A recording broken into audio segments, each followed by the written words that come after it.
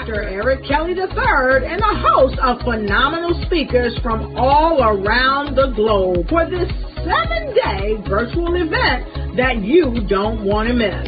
The mission of the Black Business Expo is to raise scholarship money from kids all the way from high school all the way from college. The Black Business Olympics is one of the largest Black business showcases in the world. It is an opportunity for businesses and companies to showcase their businesses globally. We are going to be giving away laptops up to $5,000 away to students. Again, I'm Olivia Appleberry, the founder of 2 Cents Finance and one of the speakers for the expo. I am so excited to see you there. For more info, go to www.blackbusinessexpousa.com or call 919-308-9090 and hope to see you there. I am Black Business. From the moment I wake until the time I sleep. Yes, I am Black Business. I am Black Business. Tell me, are you Black Business? I am Black Business. Do you support Black businesses? Listen, I support Black business because I am Black Business. Black Business Expo, one of the largest business showcases in the history of Black business in the world. The world! Sign up today at www.blackbusinessexpousa.com or call 919-308-9090. I am Black Business. I am Black Business. From the moment I wake until the time I sleep, I am Black Business. I am Black Business. Are you Black Business? I am Black Business. Do you support Black businesses? I support Black business because I am Black Business. Black Business Expo, one of the largest business showcases in the history of Black America in North Carolina. Join Dr. Eric Kelly III and a host of phenomenal speakers from all around the globe for this 7-day virtual event that you don't want to miss. The mission of the Black Business Expo is to raise scholarship money from kids all the way from high school all the way from college. The Black Business Olympics is one of the largest Black business showcases in the world. It is an opportunity for businesses and companies to showcase their businesses globally. We are going to be giving away laptops up to $5,000 away to students. Again, I'm Olivia Appleberry, the founder of 2 Cents Finance and one of the speakers for the expo. I am so excited to see you there. For more info, go to www.blackbusinessexpousa.com or call 919-308-9090 and hope to see you there. I am Black Business. From the moment I wake until the time I sleep. Yes, I am Black Business. I am Black Business. Tell me, are you Black Business? Black Business Expo, one of the largest business showcases in the history of Black business in the world.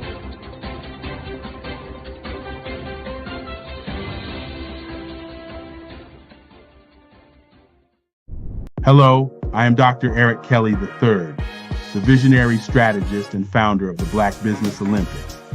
I invite you to showcase your Black-owned businesses on the Black Business Network global stage. The Black Business Olympics is a global Black Business Network platform that propels Black-owned businesses into the international spotlight. By showcasing your business on the Black Business Olympics platform, you can reach a worldwide audience of potential customers, partners, and investors. You can also establish yourself as a thought leader and expert in your field, attract lucrative partnerships, and more speaking engagements. In addition, the Black Business Olympics platform provides a valuable opportunity to connect and collaborate with like-minded entrepreneurs and business professionals from around the world.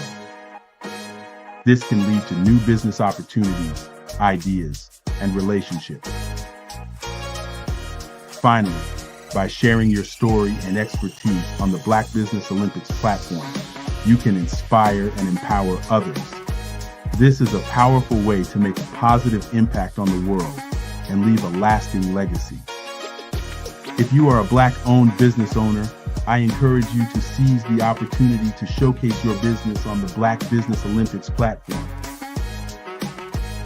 It is a once-in-a-lifetime opportunity to make an indelible mark on the world. Be one of the 1,000 visionary entrepreneurs who are changing students' lives, shaping industries, and leaving an unforgettable legacy for their families. Unleash your voice on our global stage and watch your business thrive. Black Business Olympics is one of the largest Black business showcases in the history of Black business in the world. Yes, the entire world. Just give me a call today at 919-308-9090.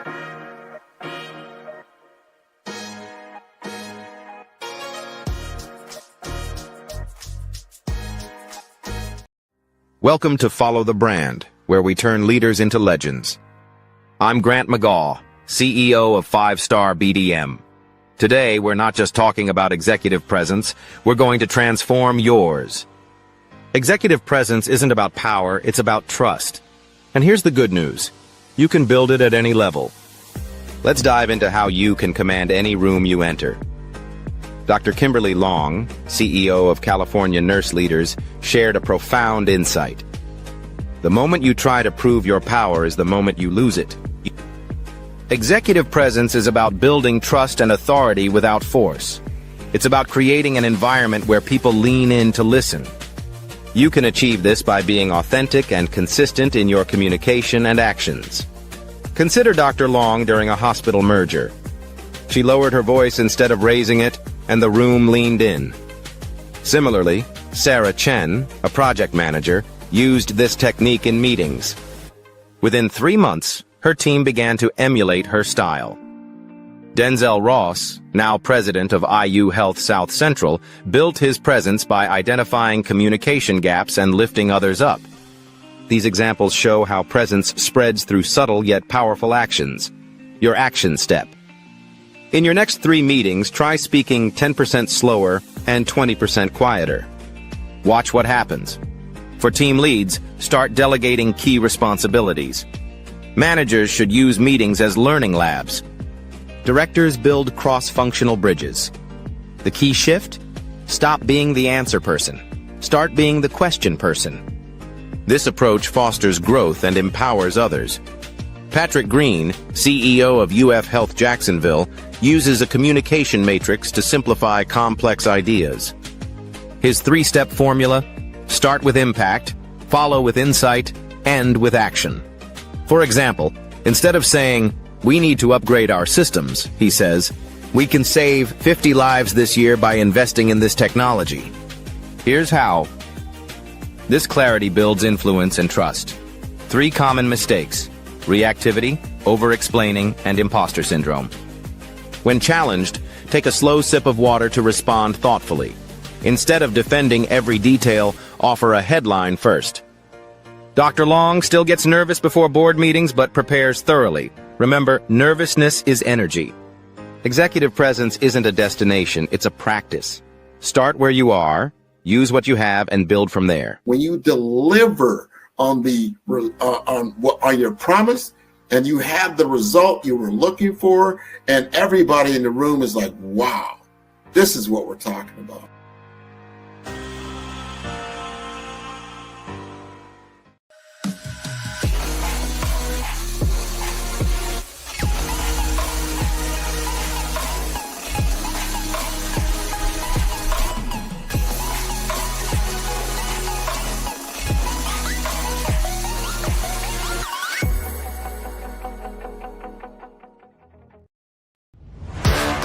media is evolving. It's more vibrant, more colorful, more energetic, and so are you. It's not just photos anymore. It's video, it's audio, it's subscriptions. And now there's Fanbase, a new monetized social network. Fanbase delivers the complete native app experience with full content monetization for every user. No algorithms that shadow ban your engagement or growth, and no ads. Follow anyone for free and subscribe directly to your favorite creators for $4.99 a month. Plus, show some love by tipping on any post. Also, make a Fanbase page and monetize your content the same way. Finally, connect with your followers by posting the amazing content you already create. And now, get paid for it.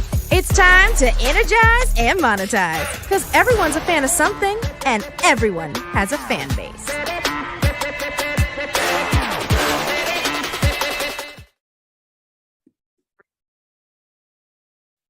Hello, I'm Dr. Madeline Ann Lewis, President and CEO of the Executive Women's Success Institute. And my genius is helping women accelerate the path to success.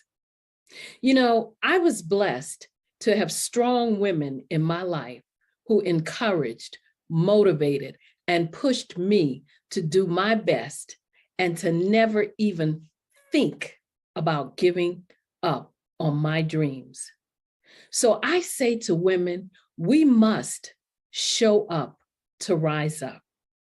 We have talents and potential, but who will see them if we don't speak up and get noticed? I know that women are a tremendous resource on this planet, and there is nothing more fulfilling than helping a woman tap into her full potential. I do this because I want to be a part of helping as many women as I can to show up, to rise up. I do this because genius is common.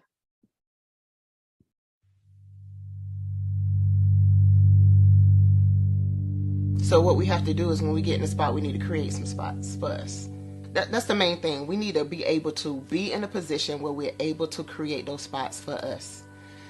For me, being an entrepreneur, I'm not just going to get a business and then leave you sitting high and dry. If you ask me some questions about entrepreneurship, I'm going to give you as much as I received. I've seen people who made it, and then when you ask them, it's like, okay, now you have to pay me for the information, the same information I got for free. We probably in totally different cities. There's no way that we're going to bump heads or anything. We're not competing. Bring me up with you. And so I just think that whatever education that I have, then I need to be able to give that to my own as well. So create the spots. You can create the spots when you get there.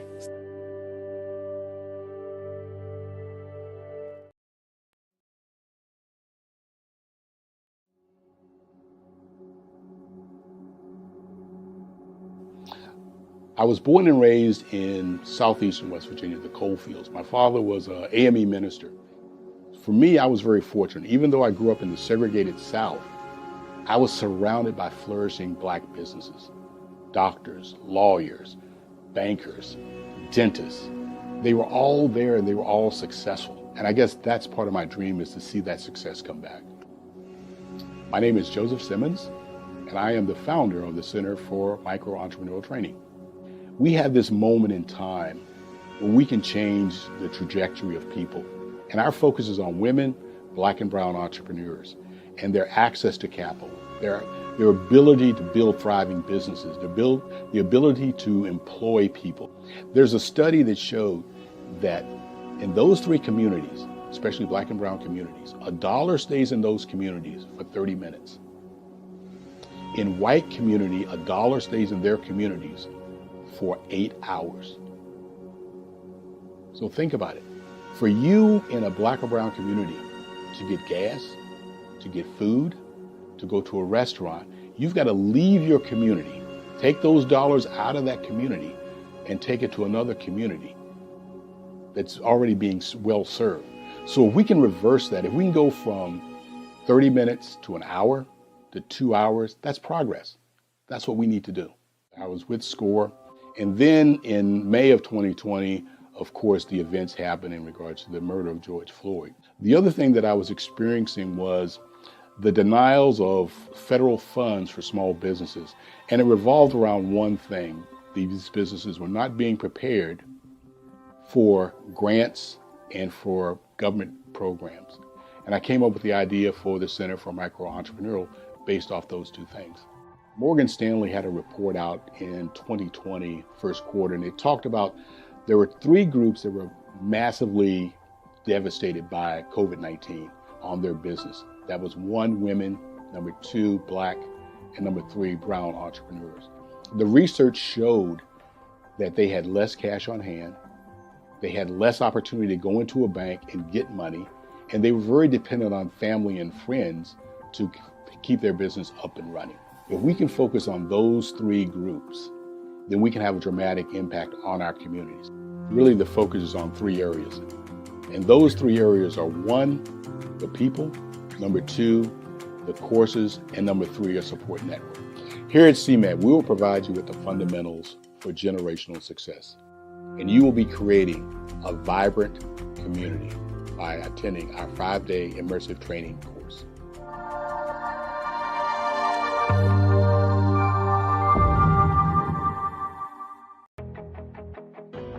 I am Black Business. From the moment I wake until the time I sleep, I am Black Business. I am Black Business. Are you Black Business? I am Black Business. Do you support Black businesses? I support Black business because I am Black Business. Black Business Expo, one of the largest business showcases in the history of Black business in the world. Sign up today at www.blackbusinessexpousa.com or call 919-308-9090. I am Black Business. The Black Business Expo's mission is to raise funds for high school seniors going to college or K-12 entrepreneurs. This expo is a fundraiser for students. Please, you may go to www.blackbusinessexpousa.com to donate to the scholarship fund or use the Cash App at $BBXUSA. Our goal is to give laptops and up to $5,000 to 10 students. Students can register online at www.blackbusinessexpousa.com. Every dollar counts. Please donate to the Black Business Expo USA Scholarship Fund.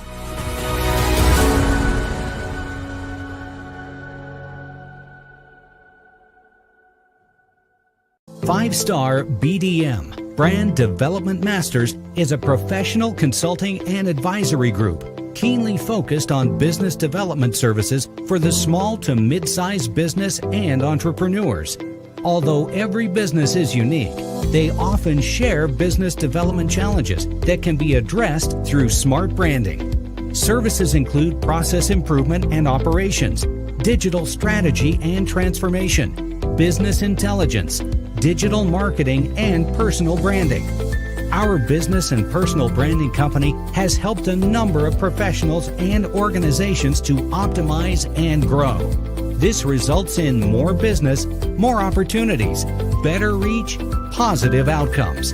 Visit www.fivestarbdm.com today to learn more.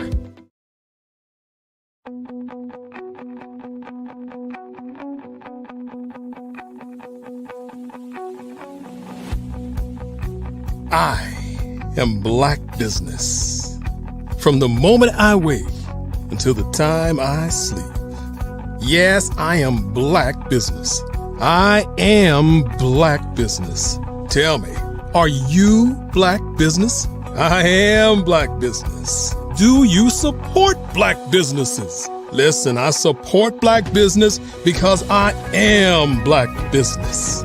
Black Business Expo, one of the largest business showcases in the history of Black business in the world. The world. Sign up today at www.blackbusinessexpousa.com blackbusinessexpousa.com or call 919-308-9090. I am Black Business.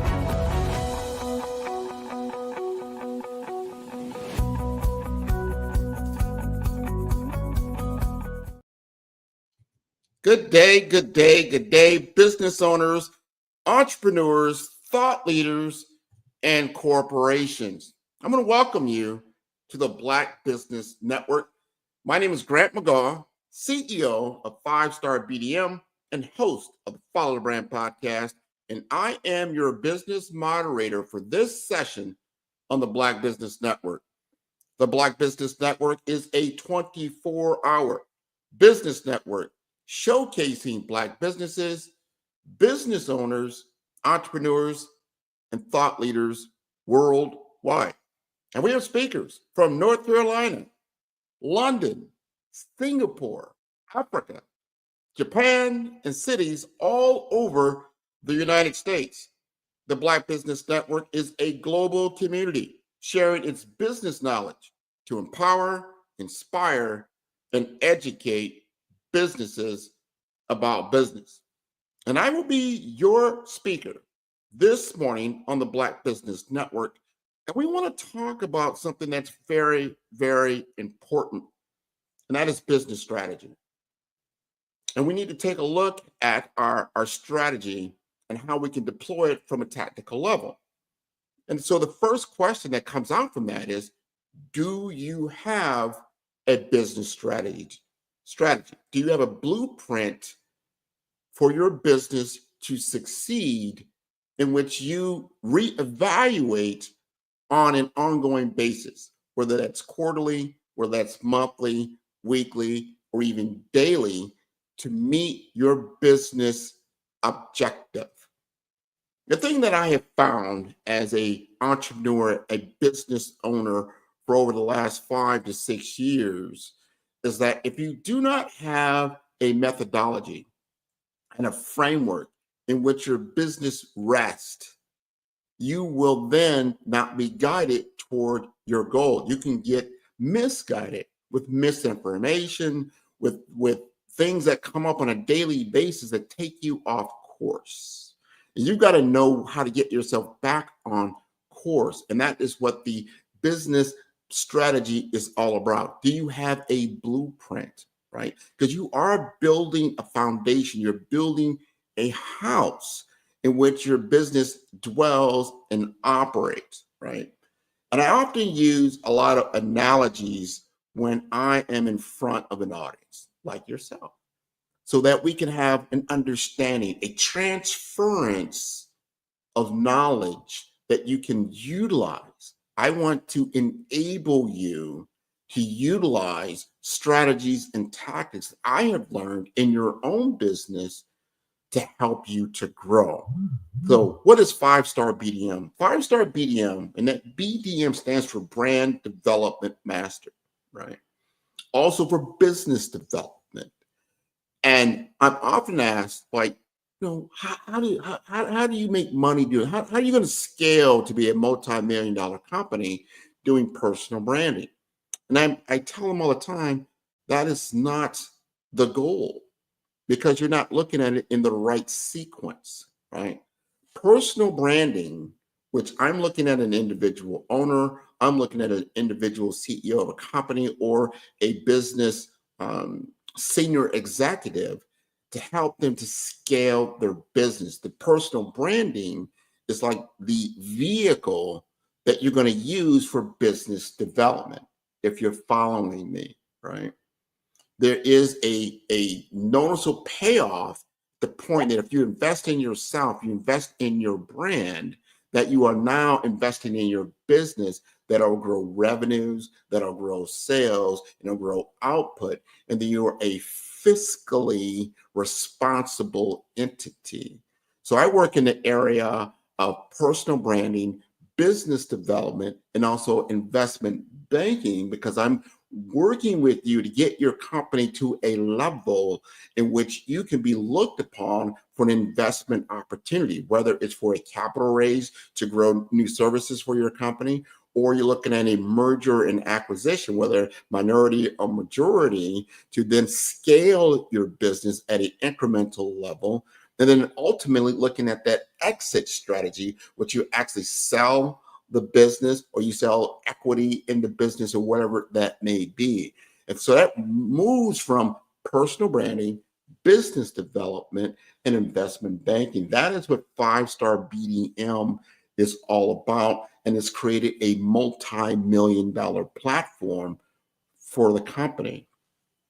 Now, I tell you this because I want you to have a winning strategy, just like we were in the game of Monopoly.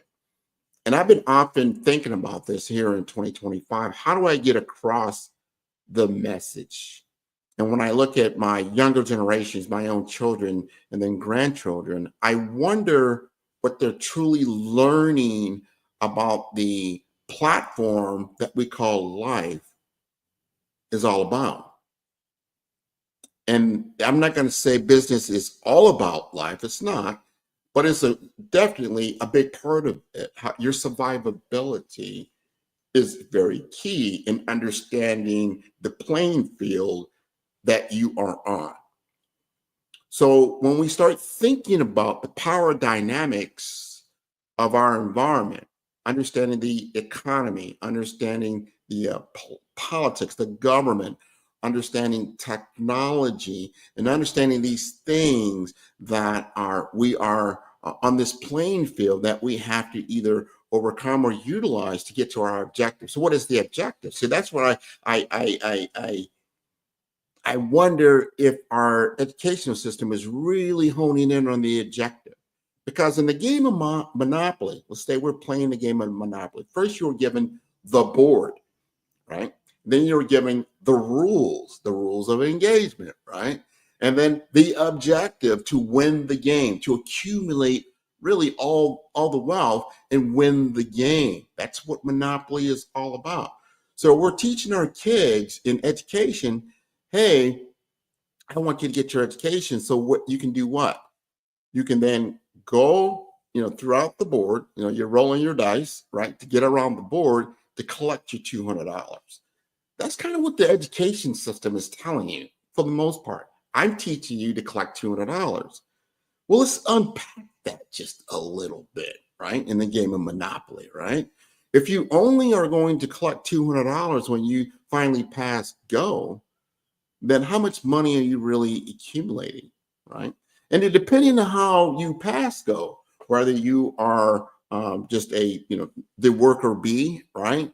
Or you are part of business management, or you're part of the C-suite decision-making part of the business, you may get more of that money as you pass go. Instead of $200, perhaps in real life, you might get $400 or $600. You have a multiple of 2x, 4x, probably 10x or more. Some of these CEOs of multi-million-dollar companies, they get millions of dollars per year when they pass go, right? So you got to look at like, all right, am I teaching you just to pass go?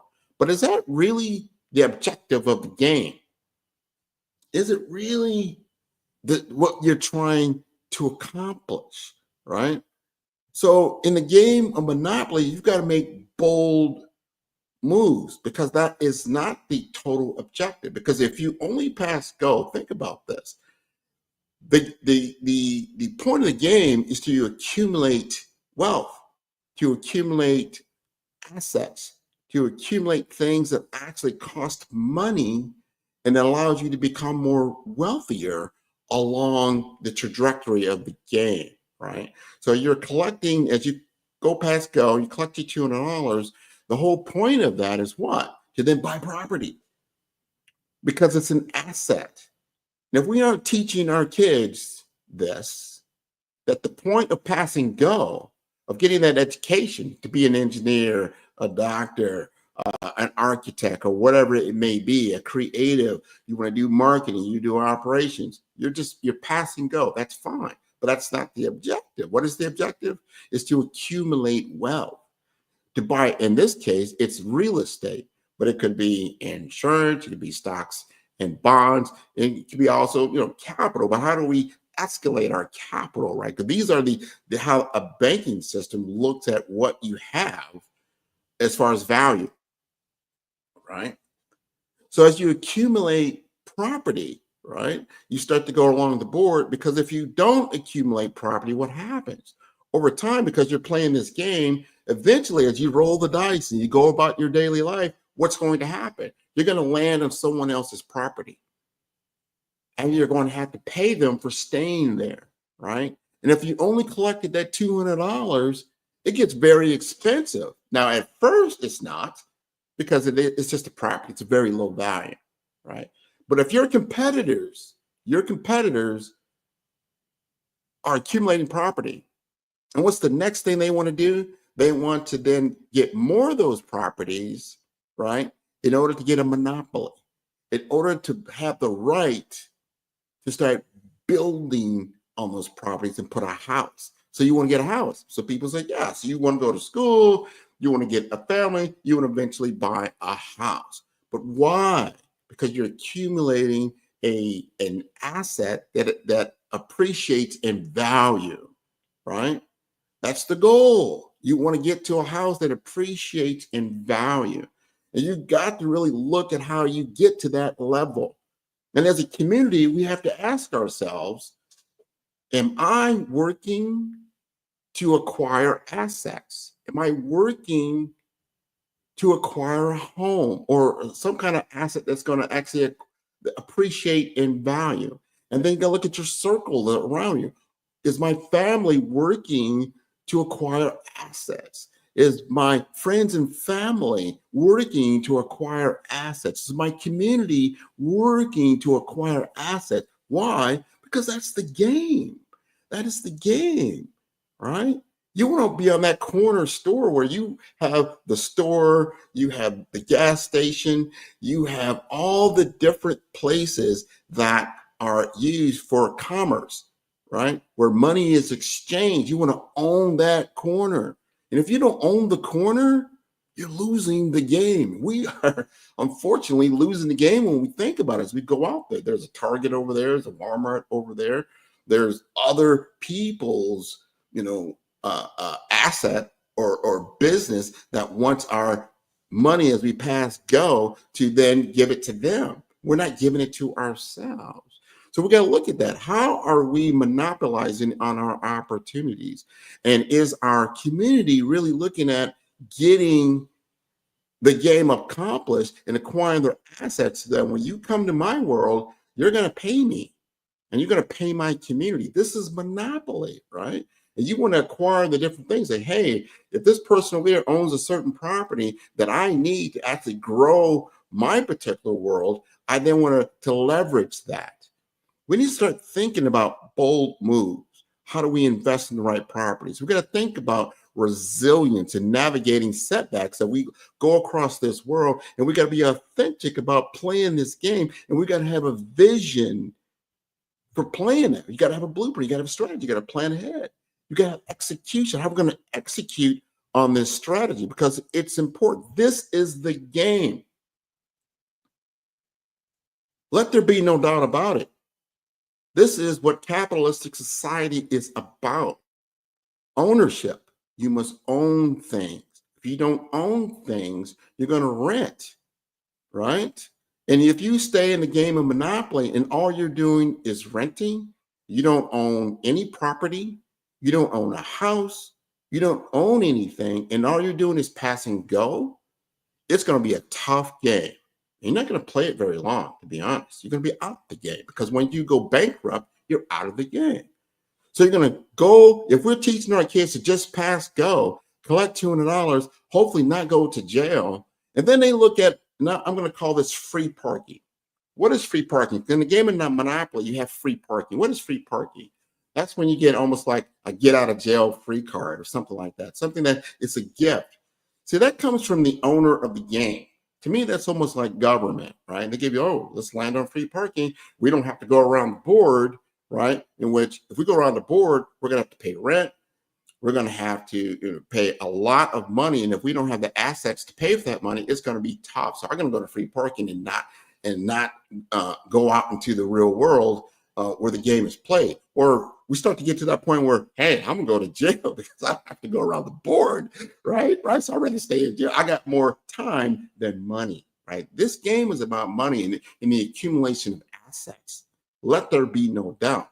Because if you're not playing that game, you will end up in some kind of confined area, which we call jail, or you start looking for places like free parking, which is not going to help you win the game. No, it's not. That's just a temporary suspension of what you need to do, because on the next roll or two, you're going to have to get back out there, right? Right? So if you don't own the houses on the board, first, you don't own any property on the board. You haven't thought about that? You don't own any houses on the board. And then we get to that next level, which is the business. You start thinking about when you accumulate, I want to buy a hotel. You want to get to a point where you get those 4 houses, right? That's in the game of Monopoly. And that 5th house gets you in a hotel. That's a business. That's the goal, a business, right? Think about what we're doing here on the Black Business Network. We're teaching you how to run a business, how to acquire a business, how to be successful in business. This is very, very important. This is the game, right? This is what we're doing here.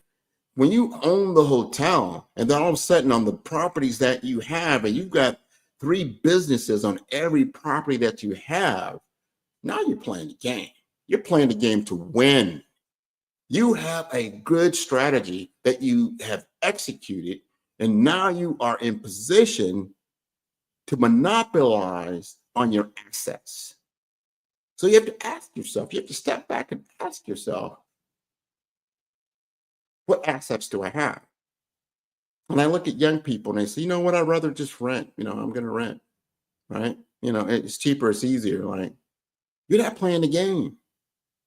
What game are you playing if you only pay rent on a Monopoly board? Can you afford to only pay rent? Can you afford to only collect that $200 and maybe you get it up to $400, $600 in a game of Monopoly? Will you land on one of those hotels, those businesses that wipes you out immediately because that's only assets that you accumulated?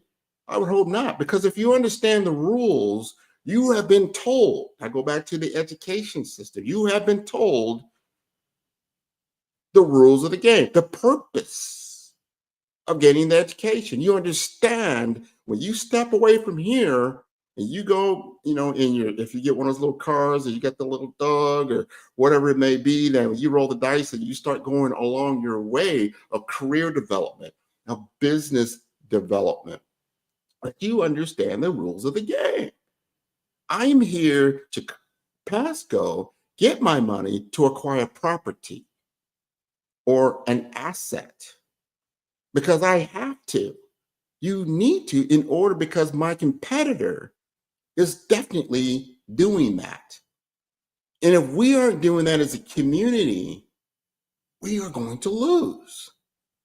Bottom line, end of story, nobody to blame. Unless you control the board, unless you own the board, which in this case is what I call capitalism. I don't think anybody I know owns the board. You got to play the game. And that's the game. The game is to acquire assets. The game is to acquire businesses and to maintain those businesses, because it's a give and take world. Because eventually, granted, you will land on someone else's property. You will have to pay them rent for the houses that they have, or you'll have to pay them rent for the businesses that they have on those properties. And you've got to be able to afford to be there. And we have a big problem right now with affordability in our housing world. These are real things. And I've noticed that some people that come over here from other areas of the world, they'll band together and say, you know what? Let's all just stay together in this small little house. We'll all work. We'll all pass go. We'll accumulate our money, and then we'll buy an asset. And then we'll do it again and buy another asset. And then another asset. This is important because they understand the game. We need to understand the game. We cannot be in a world or a mindset in which we're just taught to pass go. Passing go is just table stakes. You are here to acquire assets, whether they're intellectual assets or material assets or real estate, some kind of insurance, right? Some kind of stock or a bond, something that appreciates in value, that can be put on a balance sheet that the game board recognizes as commerce. Because that is how it looked upon. When you apply for credit or anything of that nature, they want to give you more money in order for you to ingest into the game, in order for you to be successful, because everybody is on this give and take of debits and credits in the game of Monopoly. And I go back to what I said earlier. What's your strategy?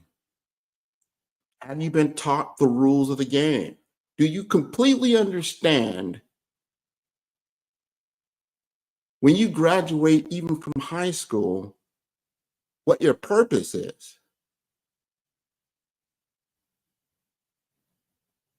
And if you're playing the game of Monopoly, and I ask you, what is your purpose in this game? Is to win the game. And what does winning the game look like? To acquire as many assets as I can against my competition to eventually put them out of business. Now, that is the game of Monopoly, and I guarantee you that is the game of life. They want to control market share and get as much market share as possible.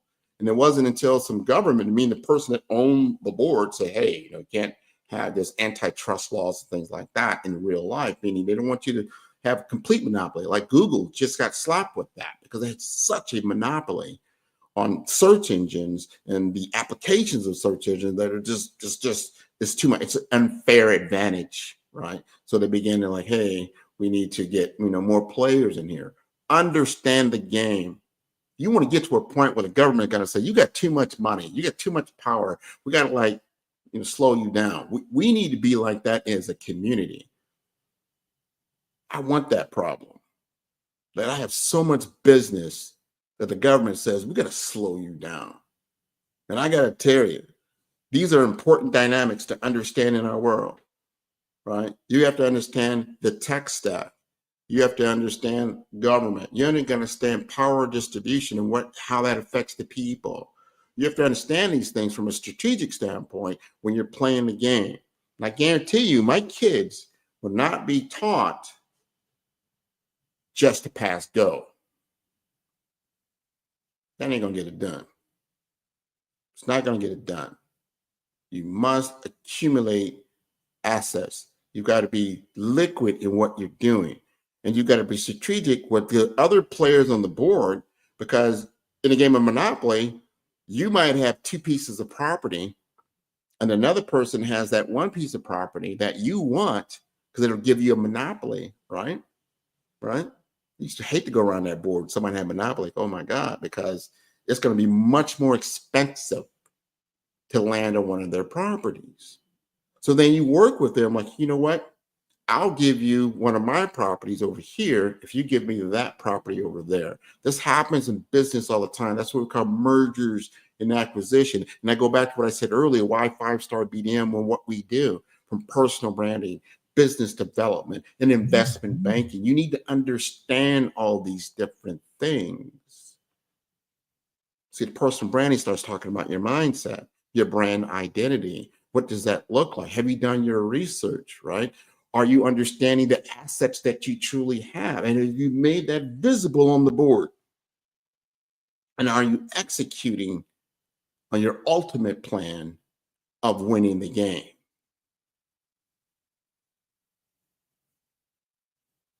Are you executing on the ultimate plan of winning the game?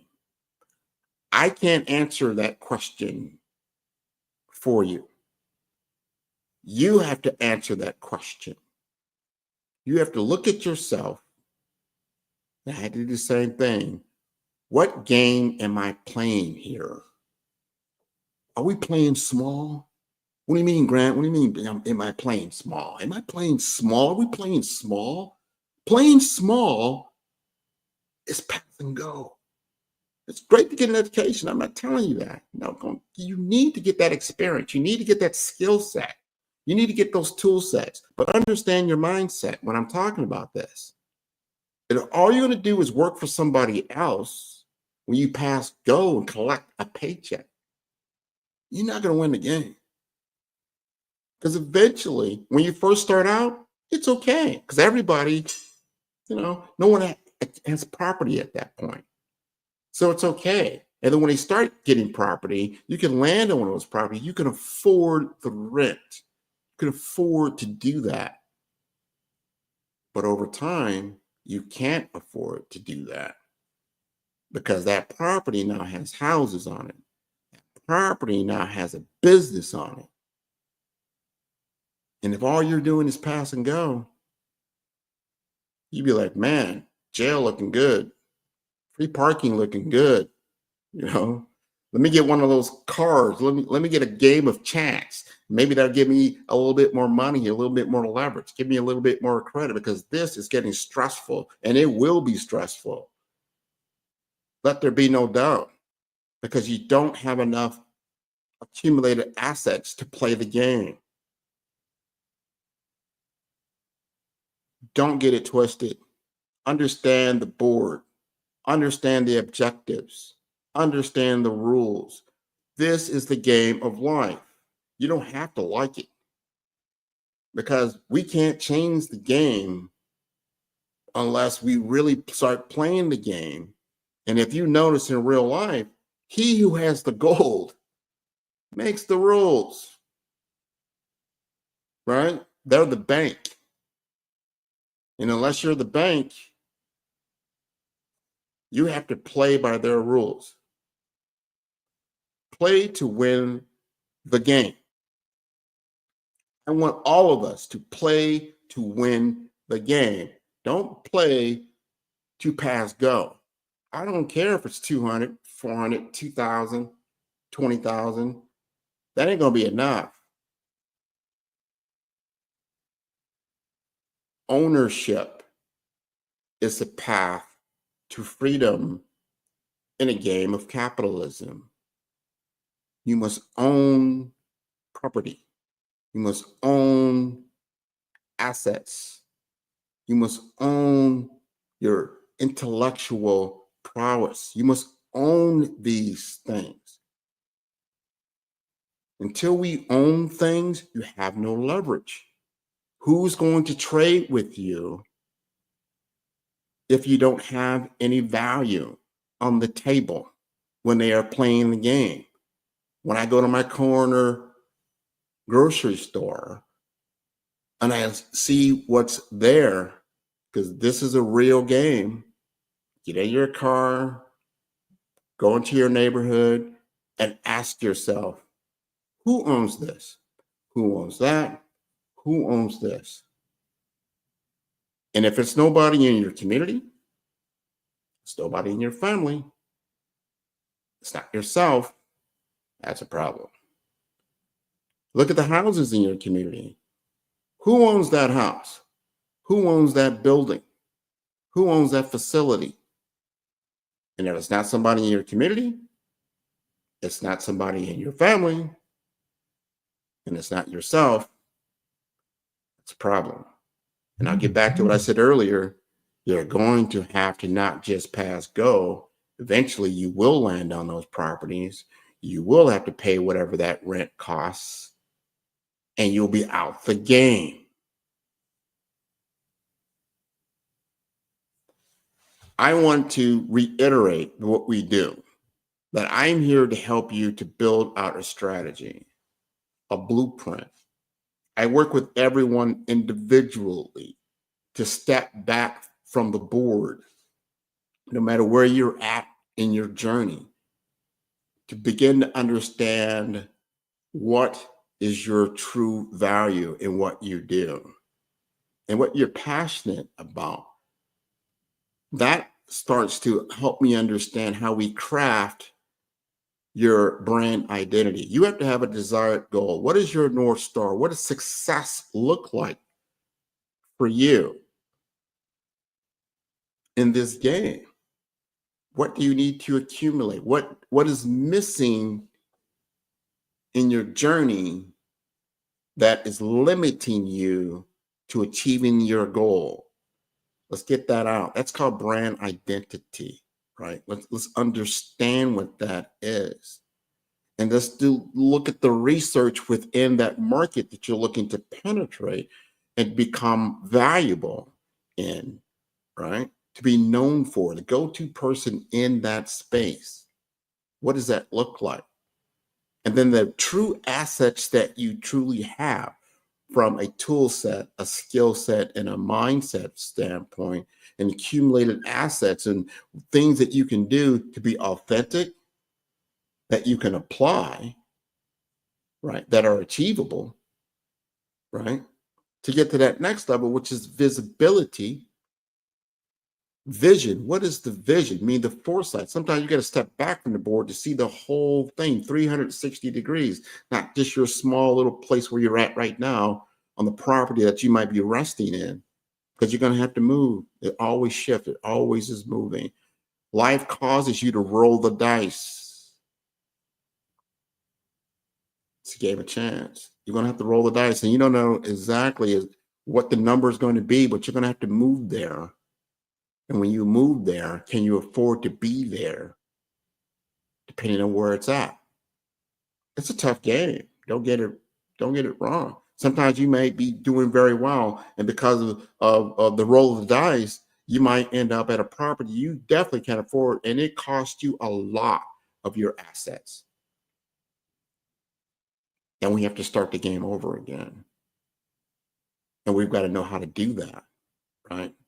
We got to be able to execute on our vision and understand what it takes to win the game. And if we want ourselves to win, and we want our family to win, we want our friends to win, these are the things that we have to truly contemplate and strategize on as a community to be successful. So if you want to know more about what I do, you want to communicate with me, and we can do an evaluation for you at no cost.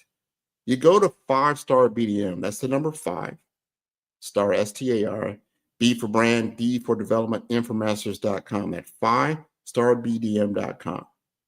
I want you to go there, not just book an appointment. You can do that, but go to the site. See the information that is there that resonates with you. If you're interested in career development, you're interested in business development, you're interested in your brand, your personal brand, you need to understand better about technology and technology innovation. You need to understand about financial empowerment. And you need to understand about executive presence and how to exude that. I have over 200 different episodes, a media library of people that I have interviewed and talked to that you can then glean from and understand from and really assess your situation. Because that'll be the first thing I'm going to ask you to do. We have our conversation, we have the free consultation. I get a better understanding of where you're at and where you want to go.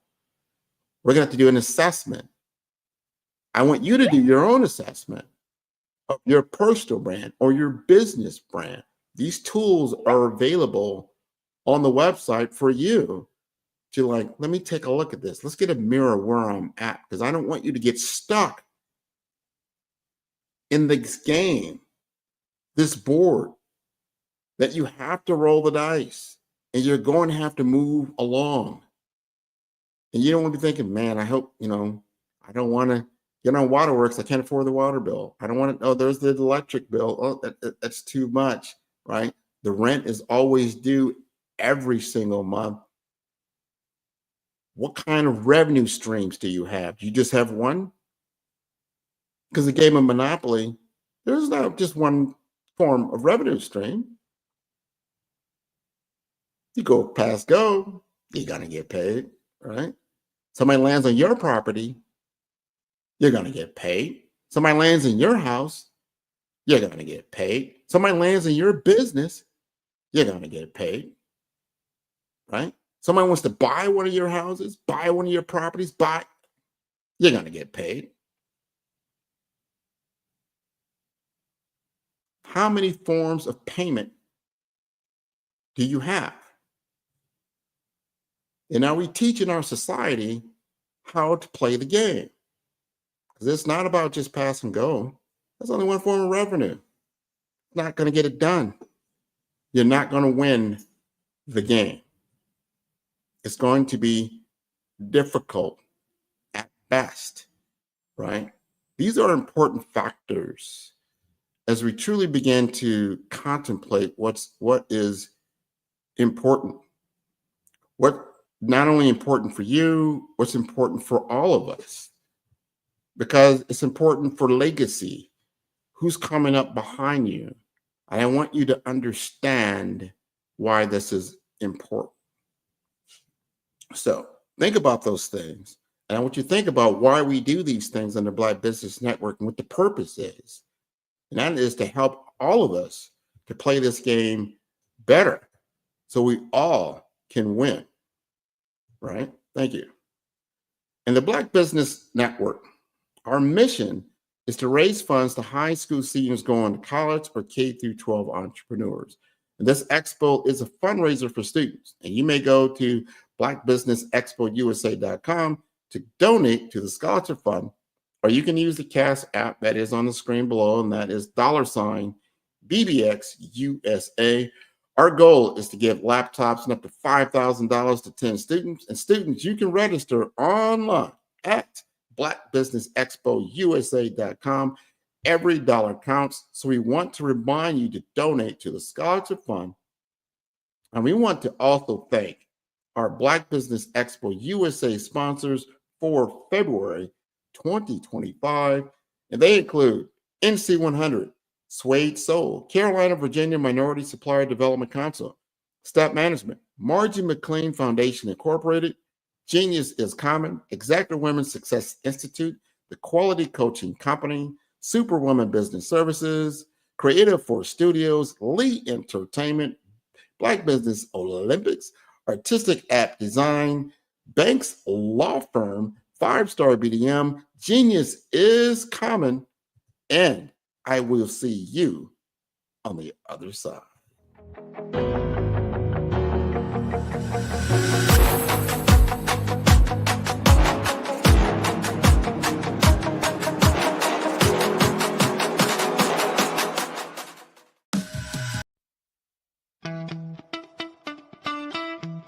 How many times have you been asked to help someone you didn't even know, a student, a business entrepreneur? Or did you ever even ask, where did they end up? That business, that friend, that entrepreneur. Well, just maybe they ended up in a gang, bankrupt, homeless, or worse, dead. Maybe they turned to crime, drugs, and alcohol. Did you ever wonder? Did you destroy their dream, or was your life always so easy? At the Black Business Olympics, we started a movement to help students complete. Give them hope and foster success. Help them to leave their dreams of providing laptops, computers, and up to $5,000 in scholarship funds. Today, we ask you to help a student, a business owner, or an entrepreneur to realize their dream by sponsoring them, supporting them, and buying from them. Consider this.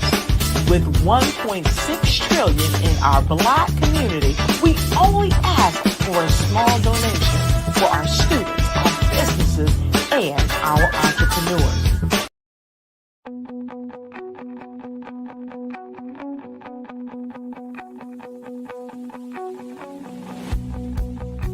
I am Black Business.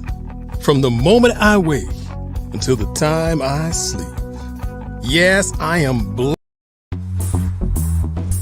Attention all entrepreneurs and companies. Are you looking for reliable and efficient virtual assistants and back office support to help you manage your business tasks? Look no further than Superwoman Business Services. Our team of virtual assistants provides a full range of administrative support services, including operations management, social media marketing, and much more. We also offer website design services to help you create a professional online presence that reflects your unique brand. In addition to administrative support and website design, we offer business development and structuring services to help you grow your business and achieve your goals. We'll work closely with you to identify areas of improvement and develop a customized plan to help you reach your full potential.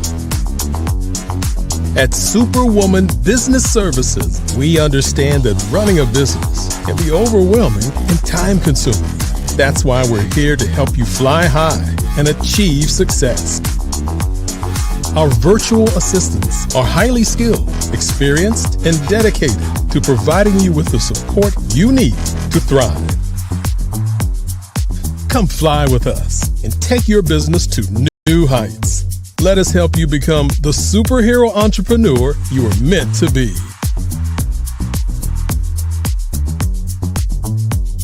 Contact Superwoman Business Services today to learn more about our back office support services.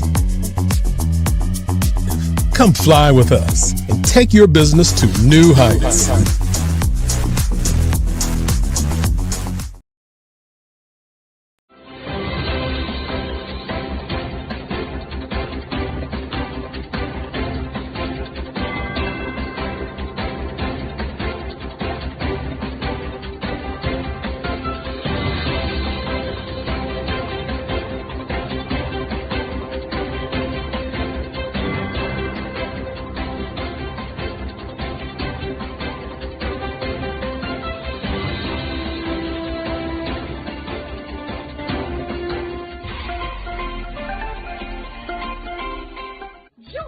Dr. Eric Kelly III and a host of phenomenal speakers from all around the globe for this 7-day virtual event that you don't want to miss.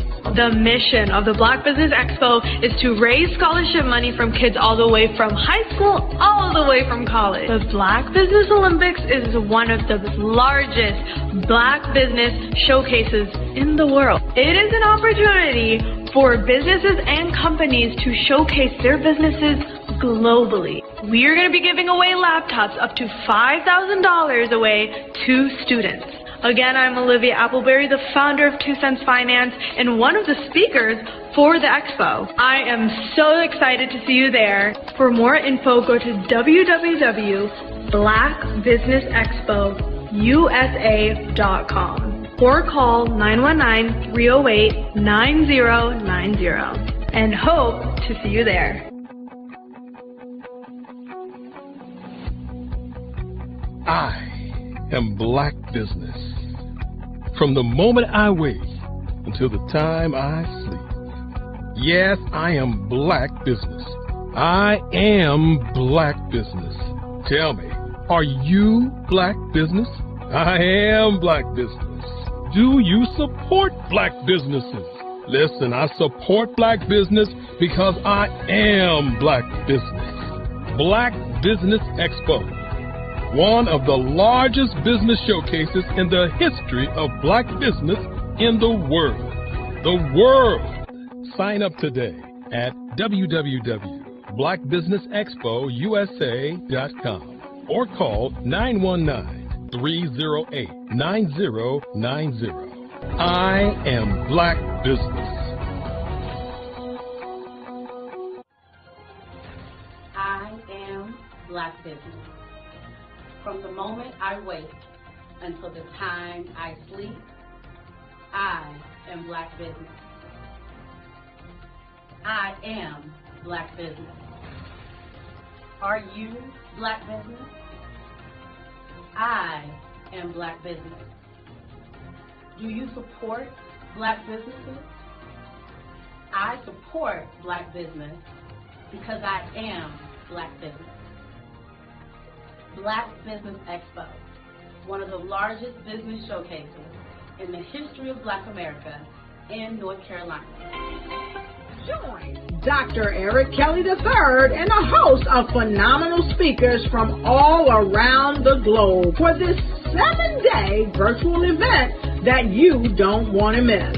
The mission of the Black Business Expo is to raise scholarship money from kids all the way from high school all the way from college. The Black Business Olympics is one of the largest Black business showcases in the world. It is an opportunity for businesses and companies to showcase their businesses globally. We are going to be giving away laptops up to $5,000 away to students.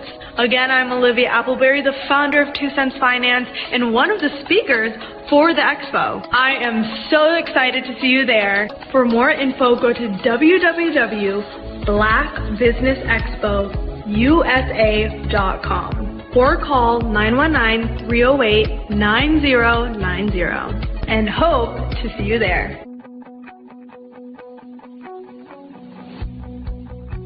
I am Black business. From the moment I wake until the time I sleep. Yes, I am Black business. I am Black business. Tell me, are you Black business? Black Business Expo, one of the largest business showcases in the history of Black business in the world.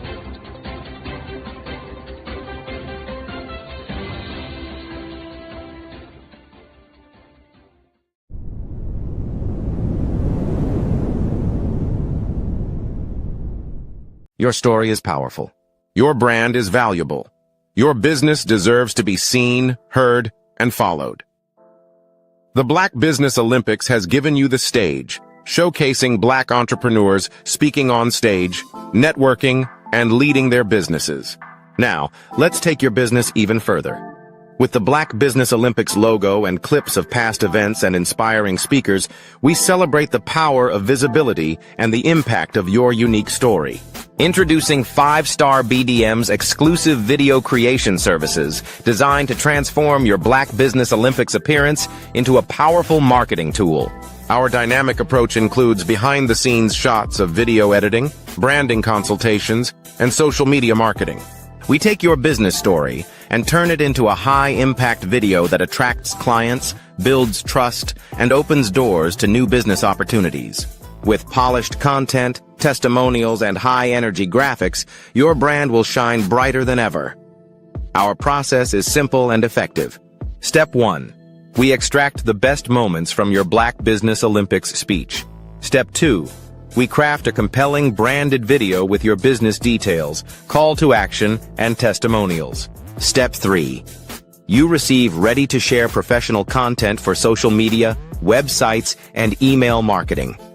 With our AI-enhanced video marketing strategies, your message reaches the right audience at the right time, so your business grows while you lead. Hear from successful entrepreneurs who have worked with 5-Star BDM. After working with 5-Star BDM, my brand awareness skyrocketed. My Black Business Olympics talk became my #1 lead generator. The video they created gave me the confidence to pitch my business to major investors. Game-changing service. These testimonials showcase the transformative power of our services and the success that follows. Your business is your legacy. Your story matters. Let's make it unforgettable. Use your videos to land deals, grow your online presence, and dominate your industry. The message is clear. Get your custom video today. Visit 5starbdm.com. 5-Star BDM. We build 5-star brands that people will follow. Are you ready to be next? Email Black Business Network for your special pricing.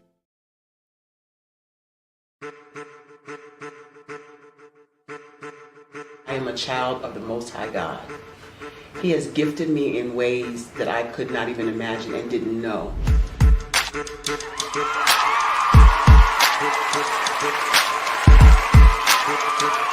There was a time when I didn't know who I was.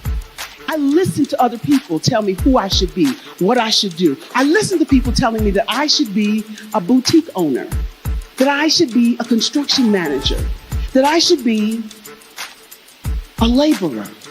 Have you ever felt like you should do something else, be something else, go somewhere else, be wherever you wanted to be, and you felt like you were in a box? Anybody in the room? And you couldn't get out. Anybody in the room? And you kept trying to go and you couldn't get out. Anybody in the room? But let me tell you, you need to rock the box. Rock the box.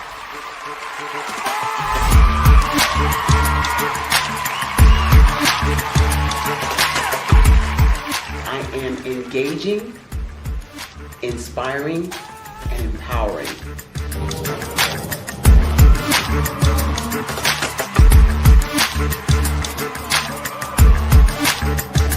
I would give you everything I know. Just by touching you, if I could, by osmosis, give you every single thing I've learned, I've gone through, I know I would.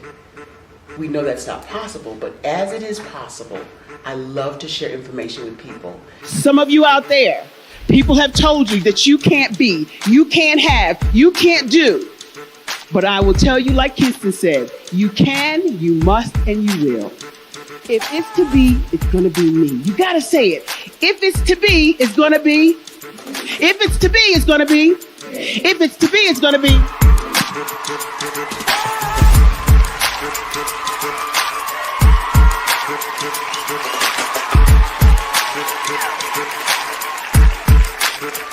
Barbara is because she believed what her mama said about her and not what other people told her.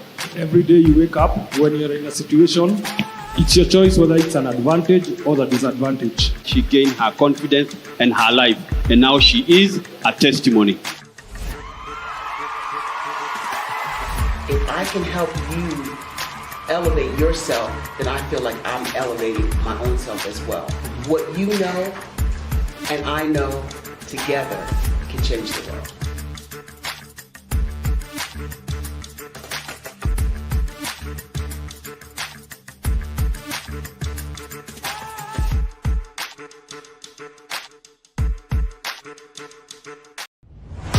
Social media is evolving. It's more vibrant, more colorful, more energetic, and so are you. It's not just photos anymore. It's video, it's audio, it's subscriptions. And now there's Fanbase, a new monetized social network. Fanbase delivers the complete native app experience with full content monetization for every user. No algorithms that shadow ban your engagement or growth, and no ads. Follow anyone for free and subscribe directly to your favorite creators for $4.99 a month. Plus, show some love by tipping on any post. Also, make a Fanbase page and monetize your content the same way. Finally, connect with your followers by posting the amazing content you already create. And now, get paid for it. It's time to energize and monetize. Because everyone's a fan of something, and everyone has a fan base.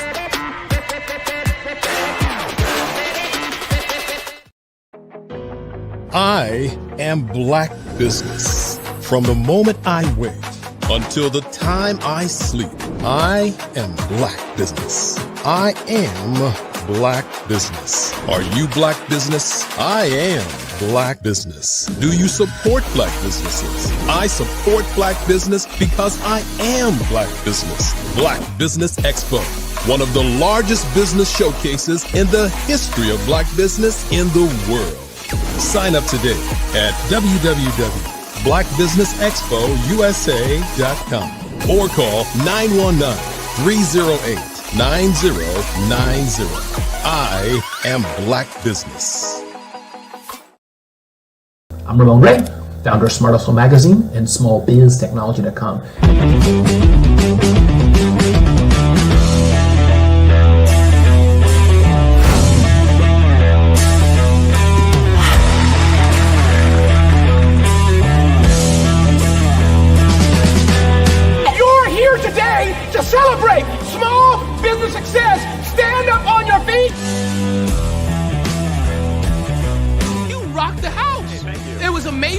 learn? For me, success comes from failure.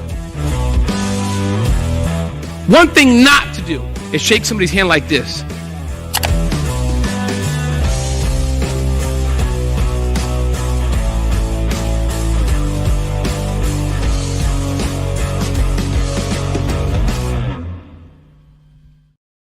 Phenomenal Tanya T. Wise, who is here from the great state of Maryland. Tanya, welcome and thank you for being with us today. Can you indulge our audience a little bit and tell them just a little bit more about who you are and what it is that you do? Well, I love being able to talk to people and have a magnetic attitude, being able to just show them. So I always like to say, level up is Coach at Tanya T. Wise here.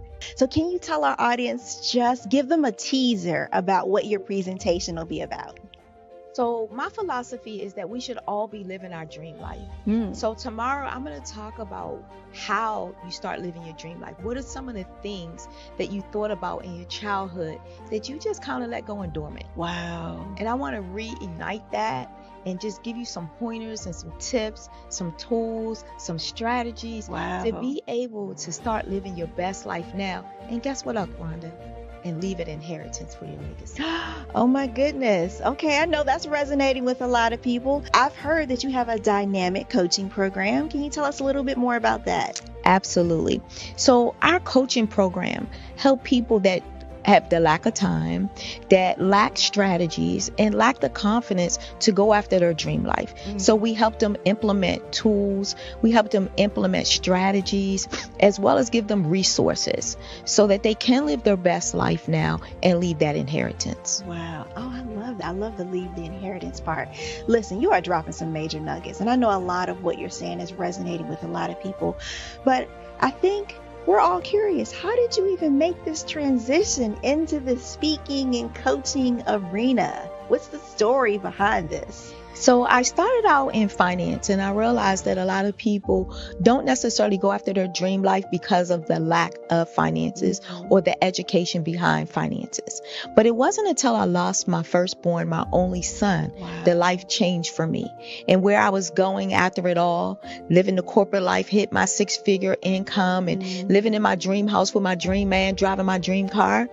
I nearly lost it all when I lost my son. And so I realized it only takes one financial catastrophe that can change your entire life. That's what made me start All New Beginnings. Because no matter what's going on in life, there's a new beginning. And because of that, we develop a program called Wise Minded. My little slogan is, don't just dream it, let's live it. If they want to connect with you or work with you, what is the best ways for them to be able to do that?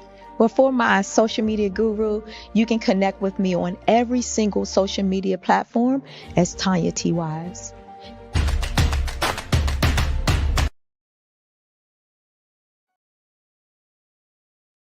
Every speaker has a moment where their words can spark inspiration, drive change, and transform lives. But what happens after the applause fades? With 5-star BDM, your voice doesn't have to fade. We transform your live session into a professional ebook. Imagine your session becoming a permanent interactive asset, reaching new audiences across the globe. Like Grant McGaugh and Dr. Eric Kelly III, whose session on the Mindset Revolution continues to inspire thousands through their custom ebook. Your ideas can become a lasting impact. Turn your session into an ebook that not only tells your story but expands your reach, builds your brand, and engages your audience. With embedded videos, custom graphics, and a stunning flipbook or PDF format, your message will inspire long after the event is over. And for a limited time only during the Black Business Olympics, get your custom ebook today. This is your chance to transform your message into something truly unforgettable at an unbeatable price. Your package includes a professionally designed ebook, a flipbook or PDF, embedded video of your session, and custom graphics. Everything you need to showcase your message in a way that lasts. With 5-star BDM, your session becomes more than a moment. It becomes an opportunity for growth, greater visibility, and lasting impact. See your influence multiply as your message reaches new clients, partnerships, and platforms. Ready to turn your ideas into a global movement? Visit 5starbdm.com to secure your custom ebook today. Your audience is ready to listen.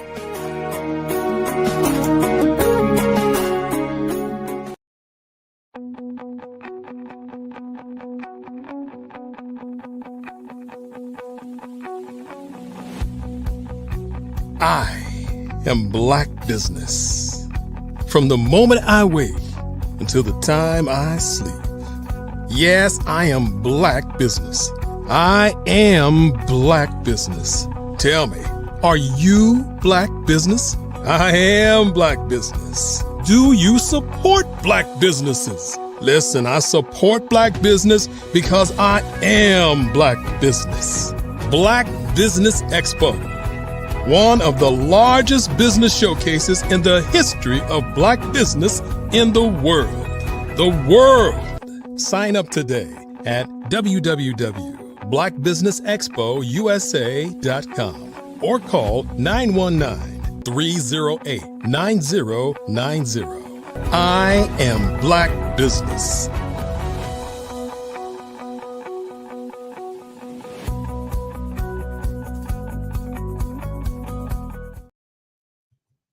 Good day, business owners, entrepreneurs, thought leaders, and corporations. Welcome to the Black Business Network. My name is Grant McGaw, CEO of 5-Star BDM and host of the award-winning Follow the Brand podcast and TV series, and I'm your business moderator for this session on the Black Business Network. The Black Business Network is a 24-hour business network showcasing Black businesses, business owners, entrepreneurs, and thought leaders worldwide. And we have speakers from North Carolina, London, Singapore, Africa, Japan, and cities all over the United States. The Black Business Network is a global community sharing its business knowledge to empower, inspire, and educate businesses about business. And it is my honor to introduce Dr. Alexis Portero Weeks, also known as Dr. Privacy, a global thought leader in data privacy, cybersecurity, and data protection controls. As co-founder and senior managing partner of CyberMinds Research Institute, Dr. Portero Weeks brings over 25 years of expertise in safeguarding personal data and ensuring ethical information is handled across retail, healthcare, finance, banking, insurance, and local government sectors. He is a fierce advocate for individual rights to control their personal information. He has played a key role in shaping privacy regulations, risk management, and compliance strategies in both regulated and non-regulated environments. As our world becomes increasingly digital, his leadership is critical in navigating data security challenges. So please join me in welcoming him to the Black Business Network. Grant, how are you, sir? Good morning, sir. Good morning, good morning, good morning. And how are you doing? Man, I'm blessed. It's a beautiful week. The sun is shining. The ancestors have blessed us with another day. So what can I ask for? Spoken like a true man in South Florida. Can't say to everybody. Some people are experiencing winter, but we are going through a beautiful February in South Florida. I encourage everyone to come on down. That's my shameless plug for tourism into South Florida. We're having a beautiful time. But I want to talk to you today. We were recently both at your ISACA conference. We call the WOW conference, the WOW conference over at FIU this past week. First, tell us a little bit about what ISACA is all about and about the WOW conference. Definitely. So ISACA is an organization, at least for the South Florida chapter of ISACA. It's part of a global organization headquartered out of Chicago, but it operates around the world. So there's multiple chapters, 230 plus chapters globally, with individuals similar to myself, providing cybersecurity, risk, compliance, and audit services around the globe. Obviously, with AI now, we are kind of venturing into that. From an ISACA South Florida WOW conference itself, this is our 18th year. for the event. So it's something that I've been honored to be here from the first one to now being able to see the event mature. And it enables us to bring practitioners from, individuals who's at the top of their game across the spectrum, cybersecurity, risk, and compliance, just to be able to share that knowledge, provide an opportunity for individuals to learn, especially individuals who's just starting in the profession. It's a great networking event. We had close to about 400 people who came through this year, and the opportunities just for us to figure out how we can give back, find those opportunities to connect, be a connector or conduit for individuals who's either getting into the professions or individual who's been in the profession for a long time. This is very important.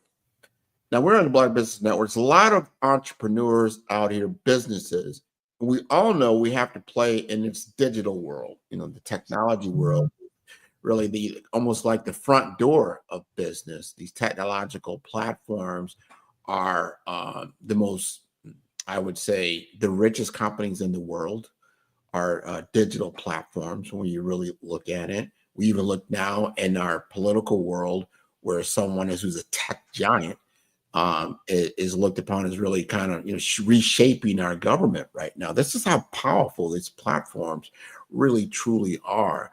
And if they are compromised in any way from a cybersecurity threat, it's a major, major setback. I just had a discussion in the healthcare realm, like what is the cost of a cybersecurity breach to a hospital system? We're talking millions of dollars. If you look at what happened to Change Healthcare, that was in the payer world, just how, when these systems are impacted, this is a big thing. So take us through some of the key discussion points at the WOW conference that you felt is most important for our audience to understand. But I think from the conference, one of the things that we tried to do this year, the topic was on breach, data breaches. So we are seeing that prevalence in the industry today, big, small, large enterprise, government entities as well. Like we just saw a notification came out from the FBI in reference to crypto hacking, where individuals are attacking those forms of payments. And once you lose that, you kind of lose that from that perspective. But I think the whole cost of the event itself is a quite different perspective. So we have practitioners that look at what do you do if you have a breach. We had tabletop exercise that walk you through different scenarios, how to respond. So incident response was a big part of some of the topic that we actually covered. Sandra Dale and the folks on 24/7 did an excellent job in some of the sessions. But just being able to put you in that real life situation of now, how do you respond to something happen? And I think we've spoke about it a couple of times before, where we look at the fact that it's not a matter of if you're going to get hacked, or as they would say, when. Most people already hacked or being hacked now, and they just don't know. So from a research perspective, when you go to their post-analysis of some of these events, so you've discovered where the adversary could have been in your network anywhere from 9 months to like 18 months before you actually detect that. So the idea is, how do you be vigilant and look for different things?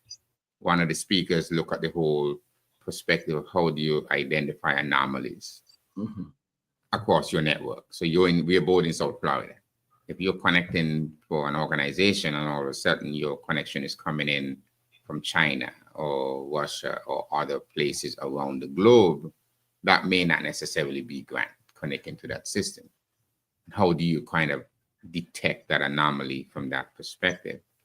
Because like we've always talked about, the art of the attack itself. When you look at it from the perspective of the first part of that attack is to infiltrate the organization. However, whether it's phishing or whether they're going to break into your network. I would just listen to a podcast recently. Somebody was saying they're not breaking into firewalls or bypassing firewalls. They're sending you that email that clicked. I think there was a case that came out with an employee from Disney. Right, there was a recent incident where an individual, they got phished and they had privileged information the individual was able to get his account or his password manager that had, like most people, right? We try not to remember our passwords, but then they put it into a perspective where we need to go back and now use a password manager. And the question becomes, what happened when that password manager is compromised? Wow.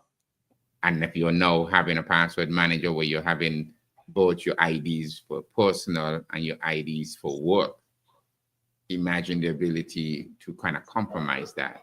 And this individual found himself in a situation like that based on the publicly available information that we were able to read about the event. I think that's you look at the implications of that. You're trying to be good cyber hygiene, as we call it. You get an application like that, password manager, and you're like, oh, I'm good. But like you said, it can be hacked. Anything that's on the digital plane, there's always an in and an out. I knew this when I was in school at DeVry Institute of Technology, that you got to remember, this is just it's circuitry. Right. And so anything that's connected to those circuits, you can have certain safeguards, obviously. But as my father used to say, if you can watch TV, TV can watch you. So it is watching you when you really think of it, because many people, the small little things like making sure your camera is hidden when it's not being used kind of stuff. Because even now, as you put most of your TVs online, there may be a camera there. And if you're not mindful of that, you could be in your bed enjoying your time watching TV while the TV is watching you, like you actually said. So all the above. Small little things like that. A lot of small, we've got like our devices in our homes now, an Alexa device, it's listening for you to say something, then it'll respond. And you always wonder, like, is Google just listening to everything all the time? They are. Really They are. Well, you just said it. Oh my God. No, and it is true. We had some research. I remember about 2 years ago, a couple of years back, out of Germany, I thought it was, where someone was running a test looking at the whole perspective of what happens when having those devices in your environment. And the event, because they're constantly listening, they're waiting for you to speak. So you turn it on. So in order to use, hey, Alexa or hey, Google, it's waiting for that command prompt for it to engage you. But in order to do that, it's constantly listening. So there is always also privacy concern, right? You're having a conversation, whether there's picking up kids, how do you differentiate that?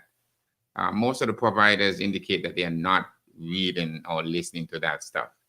But we all know better. There is processes where they're going to try to train it through AI or other type of technology that would enable them to get better. So you can only get better if you have a large amount of data and a large amount of feeds. So as practitioners, homeowners, you need to be mindful of what you turn on. Right? This is important. We're in a different environment now that you feel like, you're just under surveillance. And then you always wonder, like, well, am I that important? It depends on the situation, but the ability they have the ability to tap in to these networks and get information on you, whether it's visual, audio, or text, if you become a person of interest, let's just say, and whether it's the government or somebody else, it is there because we have just so many different devices and IP touch points that can gather data about you. And so in your world of cyber protection, it's got to be just exponential with all these different types of touch points, I would figure. Oh, definitely. If you go back to the mobile device, like you said, if you've ever gone into your device and go into the location information, it shows you like your path and where you've been. It may show you, hey, Grant went to work today and he spent 4 hours there. It can be as precise as that. And if an adversary or someone was able to get access to that information, they would actually know where you're at. I think the incident that recently happened with United Healthcare, in New York, right, where sometimes we put so much information out there in terms of where we're at, it puts us at risk sometimes. Obviously, somebody in that case knew he was going to be at that board meeting, went there, went to the bar, look at it from a proximity perspective. We don't know what information he had collected on him, but to know exactly where he was at. Know that most of the people for that meeting was staying in this hotel. So within that point, you do a geographic check and say, okay, how many bars or different things within a mile of radius or something close enough to the event, and being able to track that. So there's also a situation where people are actually checking in. I remember a few years ago, there was a big thing when I used to be on Facebook where people would be checking in and say, hey, you just went to the shop and you're checking in. And Google used to give small business these things that they would load, right? For you to go there and you're actually checking in. All of those are access points and things that you expose yourself. We see that even for people who go on vacation. You go on vacation and while you're there, you're posting about the great time you're having. Yeah. You can do that after you come back. You don't need to be on social everything, because then the adversaries know that you're not at home now. Right? So things like that, you need to be a little bit more careful in terms of your digital footprint and what you're actually putting out there, just for safety for you, your family, your organizations, from that perspective. Yeah, we have to understand where we live now. It's almost a dual reality, right? Your physical life and then your digital life. And just like you would definitely, if you left, you would lock down your home so you wouldn't, someone could, come in or invade or whatever. Same thing we're doing in our digital work, because you have digital assets now that are very important. I tell people all the time, what happens if you lost your phone right now? Your phone stopped working immediately right now. I can't log into my banks. You're going to stop whatever you're doing usually and go and get that replacement phone as quickly as you can. Yes. And to your point, what sensitive data is there? What access is there, like to your bank accounts, for instance, and everything else? So you're carrying your life and your security in the palm of your hand. And now you're realizing the sensitivity of that information. Now you are a co-founder of a company called Cyber Minds, in what you're doing. Tell us more about that business and its purpose. Perfect. So Cyber Mind Research Institute was a brainchild of a couple of us who we went through a doctoral program. So while we were studying to be able to get more expertise in the research sites, there CEO, directors, individual who have hands-on experience, who runs large shops as well, who decided to go back to get a doctoral degree, a PhD, a doctoral degree within information security. So that was the brainchild of us. We were in Europe when GDPR was being launched back in 2018 or something like that. So to be able to be there at the cusp of that exchange, was like invaluable in terms of exposure and experience, to be able to travel, go to the different EU organization, EDPS, the EU Commission, and just learn privacy, learn the differences in terms of how they actually get set up. So when we came back, one of the things that we wanted to do was to look at, okay, what can we do to be able to give back? Like I said, many of those individuals were executives and senior professionals already. And out of that came CyberMind. And the purpose or the mission of that organization is to be able to kind of work with organizations who may not have the expertise that we may have, or to be able to spend the money. So the 501(c) nonprofit organization, and the whole purpose is built on being able to give back. So we are working with different organizations, whether we're doing mentorship, training for those set of leaders who need to be able to come into the field, right? Because sooner or later, we're not going to be here again. Yeah. No matter how much we try, we got to be able to prepare this next set of leaders. So that's the intention behind Cyber Minds as well. And do research, right? So we are practitioners who enter the research space and now finding a way to combine both of those skill sets to see how we can address some of the cyber risk that exists today for those who may not be able to afford it in a traditional sense. This is important. As we said it earlier, if you're a business, you have a technological layer, and it's very important. I always use the analogy of a bank. A bank, you go to a bank, and in the vault of that bank, there's money. You got to look at your technological assets on the digital world are living in a vault, and who has access to that vault. We have to have good cybersecurity practices, and not everybody is digitally savvy, right? And an understanding, because if you get hacked, meaning somebody has access to your true valuable assets that you have. But what if right now somebody just stole your database of clients? What's the impact of that, right? What if somebody, stole your intellectual property of how, you sophisticatedly, developed a practice or a program, whatever it may be, right? And now they have access to it, and now you're no longer the only person on the block with that type of advantage. I mean, there's other things that are there. We already talked about a financial breach. Obviously, that's going to be impactful. This happens, and when you hear about it on the news, like, yeah, well, those are multi-billion-dollar companies, but this is happening to the everyday person as well. Or you get that ugly. And I remember when they used to lock down your computer, and then they put I forgot what they called it. They just put a lock on it. Yep, lock and key. Can't walk away. Yeah, it's like, and they have access, to your device. But that device exponentially, and I encourage our audience to look at where you're at now in 2025. Where were you at in 2015 from a digital standpoint? Where were you at in 2005 from a digital standpoint?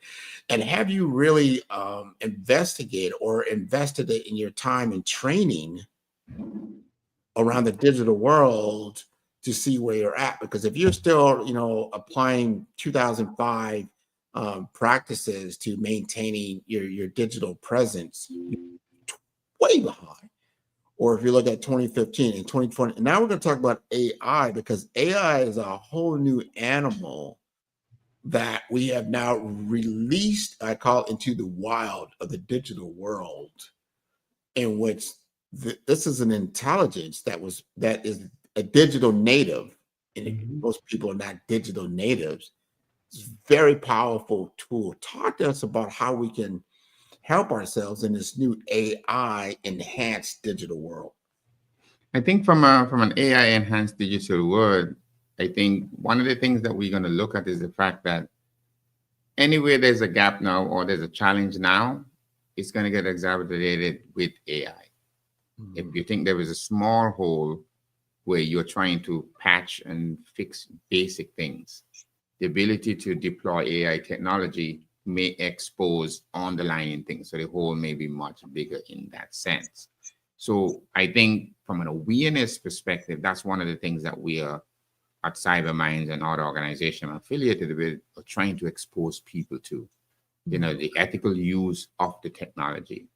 But many folks don't understand the fundamental stuff that's driving AI. So whether you're doing OpenAI, you're doing Claude or Grok 3 or many other platforms today, everything is driven by data. And if you don't have data, you have no AI, right? It's just like another box if there is no data, you kind of cut off the data to it. But what you're seeing today is AI against AI. Every application, every program is now being sprinkled with AI. And many people are just using it as a buzzword as well. I was just reading an article earlier where somebody, all the adopters of this, were saying that the AI is like an overused term. It's like a marketing hype now, as opposed to looking at like a large language model or how you kind of look at it. Because there is generic AI and other types of AI technology that's available. I remember 3 years ago, I had a professor who actually was speaking at one of my ISACA WOW event. And she was thinking about the AI that we are seeing today has been around for a long time. So it's not like a net new things.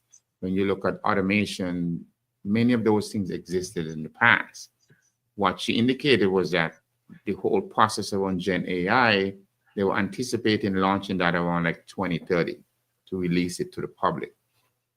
So if you look at it over the last 2 years, with the opening up of open AI, the average person is now using or learning about using the tools. But when you think of it from a risk perspective and a privacy perspective, those challenges are never going to just go away. It's going to be enhanced because of AI. And there is obviously ethical consideration, how the models were created, what data did it use to train, was it generally available to all touch points, right? So we don't see the workers that's in Kenya and other parts of the world whose only task is to be able to look at all this data and click and choose different categories that is actually done, or some of the small little cities that have this huge data center that is required to run this operation by these big providers that pulls in a lot of natural resources, power and everything in a small little town, right? Because we are now seeing like data centers being popped up all over the world, whose whole intention is to be able to do some of these analysis. So there's a conversation of the whole ecosystem and what is it from a resource using and best use and optimization. From my perspective, I think everyone need to learn it. And I think the Jensen, the guy from NVIDIA, he had made a statement a couple years back that talked about AI is not going to replace you, but somebody who knows how to use AI will replace you. So it depends on whether you're looking at AI from somebody that may be skilled already, who may be using AI to get basic information. You're putting a proposal together and you want to reference HIPAA, NIST, CMMC, and other things. You can easily put the prompt in, which prompt engineering was a big thing the last year too. How do you get the best from it? It's like conversational, right? If you don't ask the right question, you're not going to get the data that you need to be able to put things together. So it helps you move faster, get to better decisions. But like everything else, you got to be careful, because we've seen use cases where attorneys are writing briefs and it's referencing cases, even in our state, where individuals are submitting cases only to realize that the AI is giving you a case that doesn't exist. So AI hallucination, we've seen that as well. You got to double check everything. You got to make sure if they're going to say that this case exists, go look it up and make sure that it is in fact a true case. So there have been some guidelines that we've seen from the ABA has come up with some guidelines. And even in the Caribbean, I've seen some guidelines coming out to the court system there that talk about the use of AI in the legal profession as well. These are important things, and human in the loop is still very, very important. You have to understand how to operate the tool, just like a car. A car is a very powerful thing, automobile, and it can do a lot of things. However, if you are not a competent driver, you can do a lot of damage as well. I think AI is the same. It's a very, very good vehicle, but you've got to learn how to utilize it to your best effect, because it's not a conscious thing. Yes, not yet. I wouldn't classify it as being conscious. Now, it can get a lot of information and can manipulate data very, very well, and it can simulate human thought and feelings and things of that nature, but it's not a sentient thing. So you have to understand that it doesn't see from a conscious mindset. Let's put it like that. But we want to utilize it in amplification of whatever our endeavor is. And to your point, you're going to be outperformed by someone who is AI enabled with whatever they're trying to do if you're not using it. So it's no longer really a choice. You need to get training on it, utilize these tools. I remember going through a training, and it was very, very enlightening to understand in how AI works. Like, you could give it, like you said, a prompt, but if you would give the same exact prompt again, it'll give you 2 or 3 different answers. Of course. It's not like 1 + 1 = 2. 1 + 1 = 2. It's going to go 1.1, 2.1, 2.3. It's a little bit different every single time because of how it shapes and puts words together. It's a computational model. And human beings are not computational, so to speak. They have a certain form of computation within their mental aspects, but it's not purely analytical, right? There is a multiple context, a psychological plane. There's a lot more going on in the dynamics of human thought and action and reaction and feeling than it is on a machine level. But if you want very quick information, it's very, very good. Or, as I said, it's a digital native. So you're going to like, hey, I want to automate a process. I know we only got a few minutes left, but I want you to people to understand what happens in the dark web, where some of these hackers live in, that they have these toolkits that they're really just automatically enabling to go out into the digital world to find vulnerable systems and hack them. Talk to us a little bit about that. Sure. So I think one of the things that I've always said is the whole click neck syndrome. And the click neck syndrome is something that I just came up with, right? In the sense that I look at it from, there are many individuals that used to run systems, what we would call back in the day. So in previous life, you run stuff in a data center. You hook it up, you wire it up, and you go through the process of making sure it works. I think today with the cloud, everything is so much more easier and quicker to be able to deploy. So there's some benefits to that, and there's some challenges to that. One of the challenges is that you put up a database, you don't secure it. And there's individuals and organizations out there calling the internet to find these things.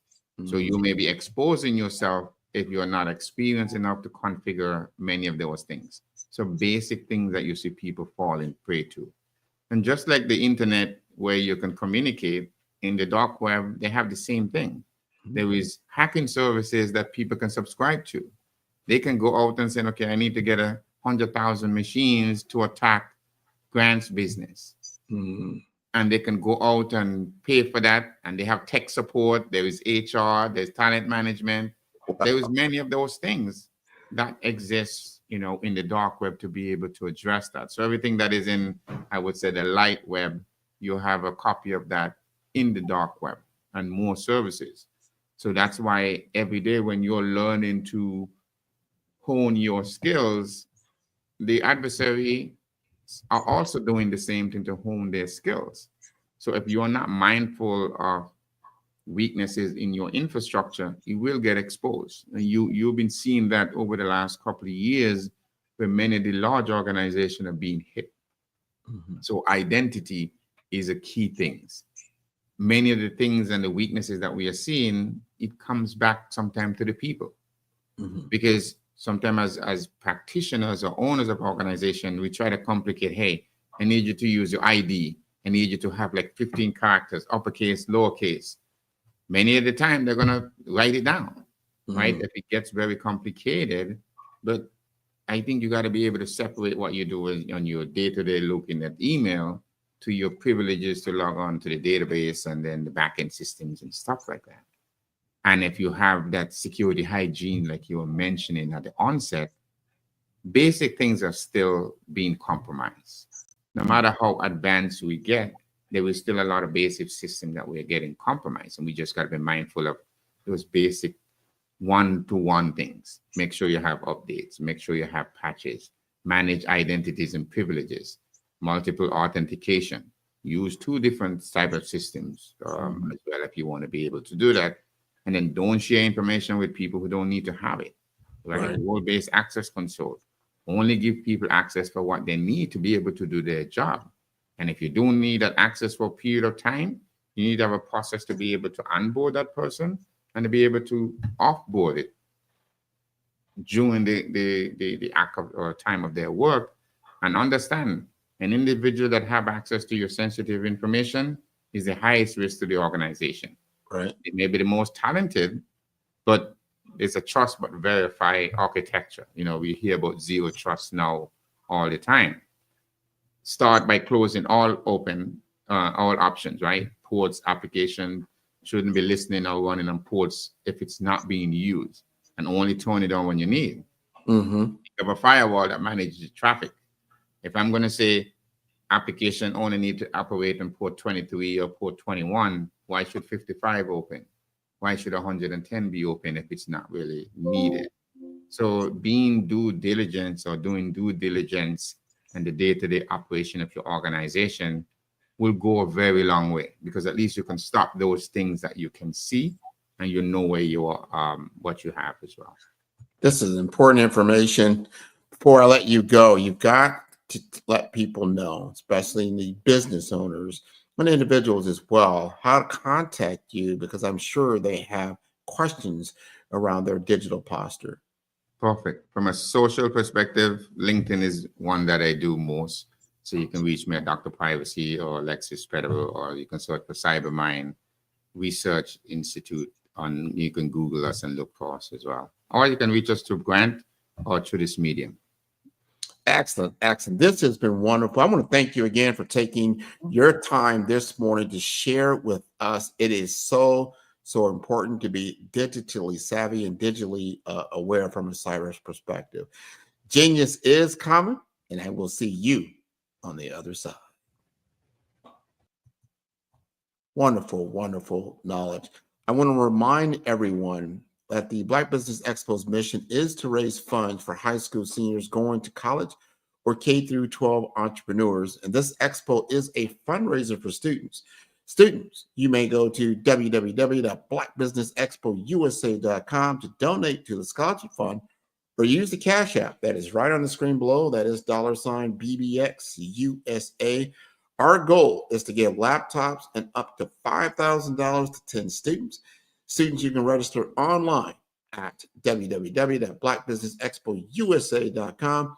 Every dollar counts, so please donate to the scholarship fund and help students to achieve their dreams. I want to put a special thanks to our Black Business Expo USA sponsors for February 2025, and they include NC100, Suede Soul, Carolina, Virginia Minority Supplier Development Council, Step Management, Margie McLean Foundation Incorporated, Genius is Common, Executive Women's Success Institute, 5-Star BDM, The Quality Coaching Company, Superwoman Business Services, Creative Force Studios, Lee Entertainment, Black Business Olympics, Artistic App Design, Banks Law Firm, Black Business Expo USA. Genius is coming, and I will see you on the other side.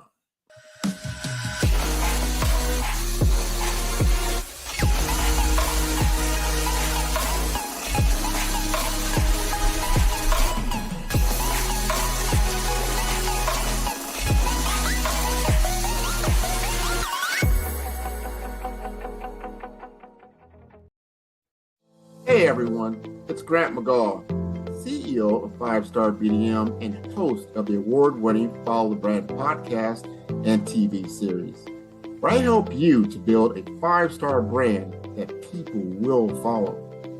My genius is personal brand development through intelligent communication and helping you achieve your business and career goals.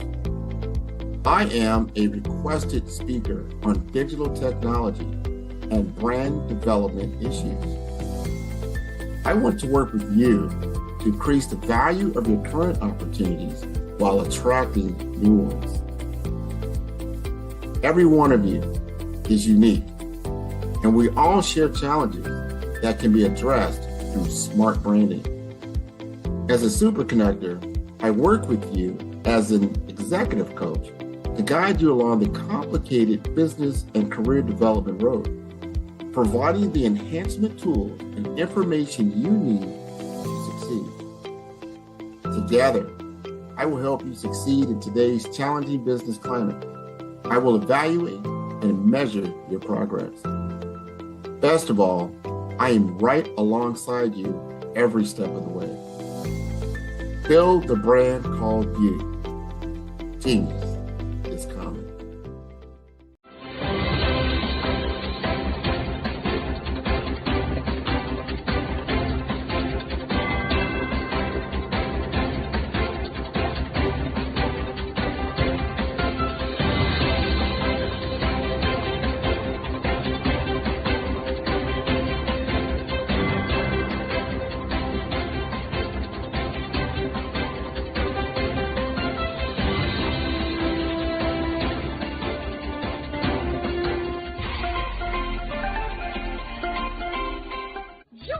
Dr. Eric Kelly III and a host of phenomenal speakers from all around the globe for this 7-day virtual event that you don't want to miss.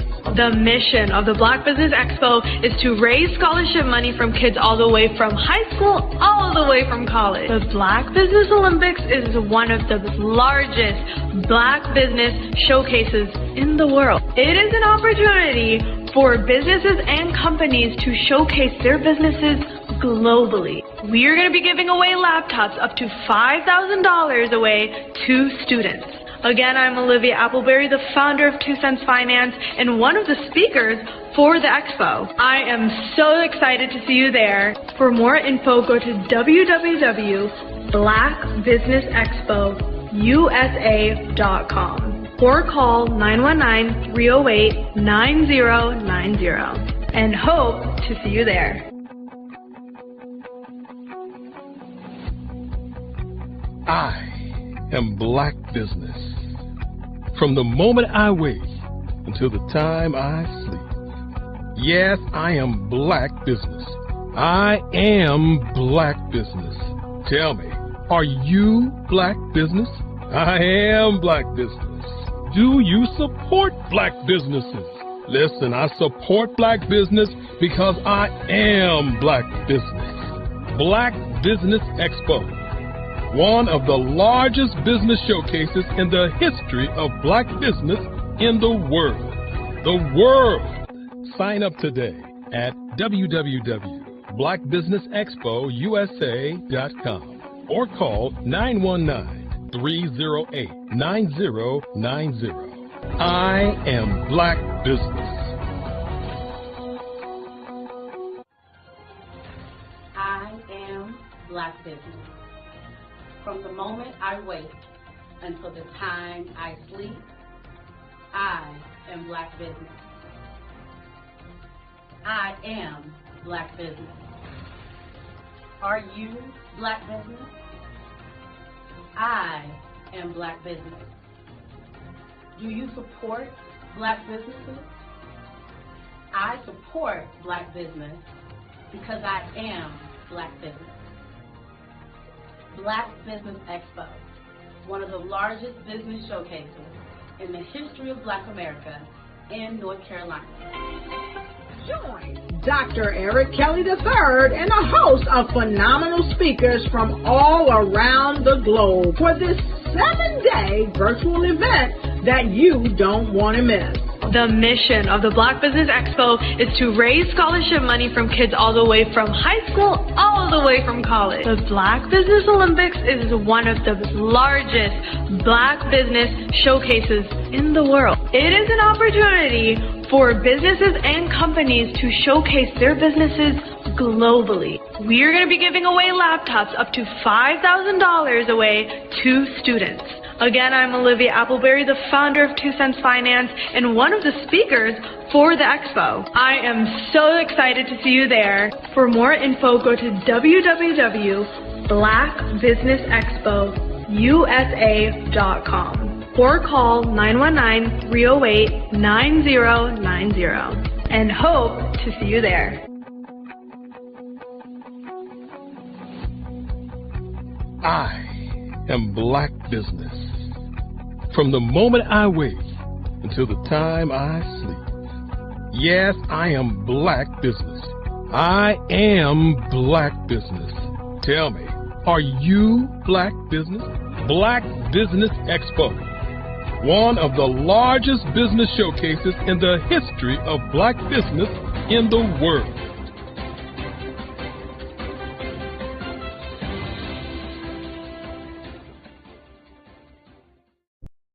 I am from Washington, D.C., but I was raised in Durham, North Carolina.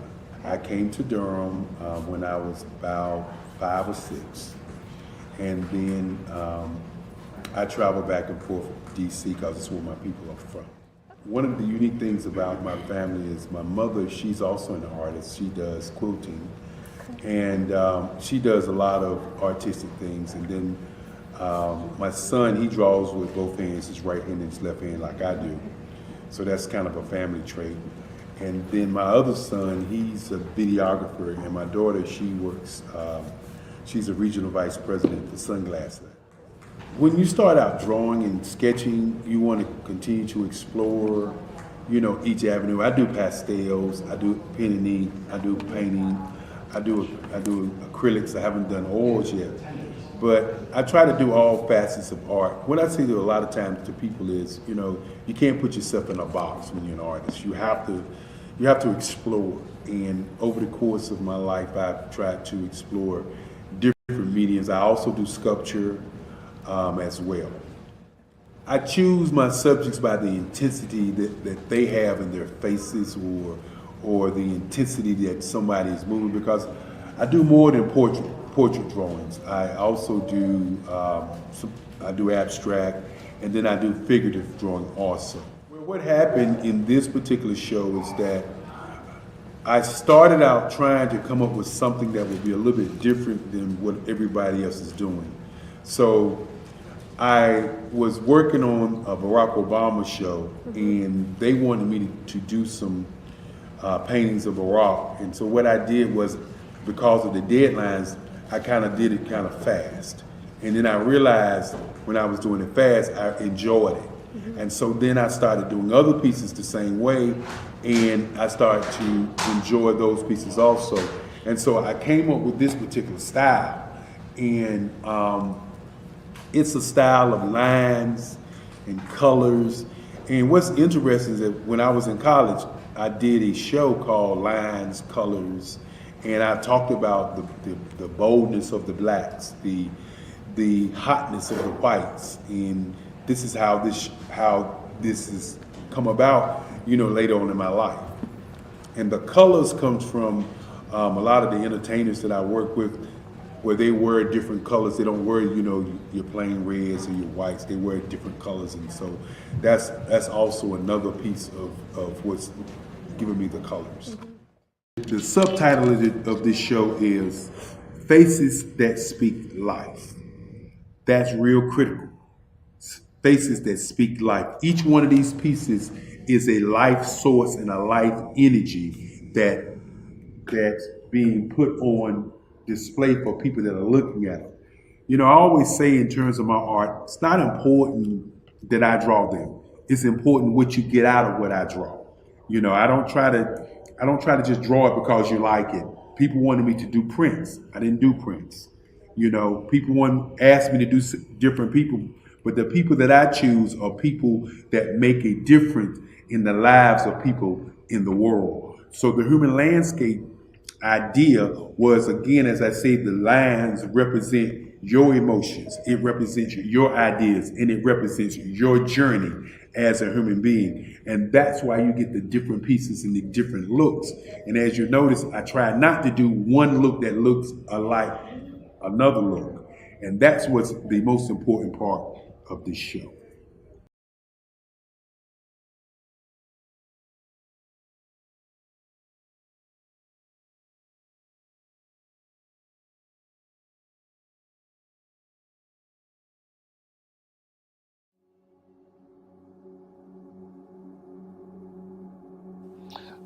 I was born and raised in southeastern West Virginia, the coal fields. My father was an AME minister. For me, I was very fortunate. Even though I grew up in the segregated South, I was surrounded by flourishing black businesses. Doctors, lawyers, bankers, dentists. They were all there and they were all successful. And I guess that's part of my dream, is to see that success come back. My name is Joseph Simmons, and I am the founder of the Center for Micro-Entrepreneurial Training. We have this moment in time where we can change the trajectory of people. And our focus is on women, black and brown entrepreneurs, and their access to capital, their ability to build thriving businesses, the ability to employ people. There's a study that showed that in those three communities, especially black and brown communities, $1 stays in those communities for 30 minutes.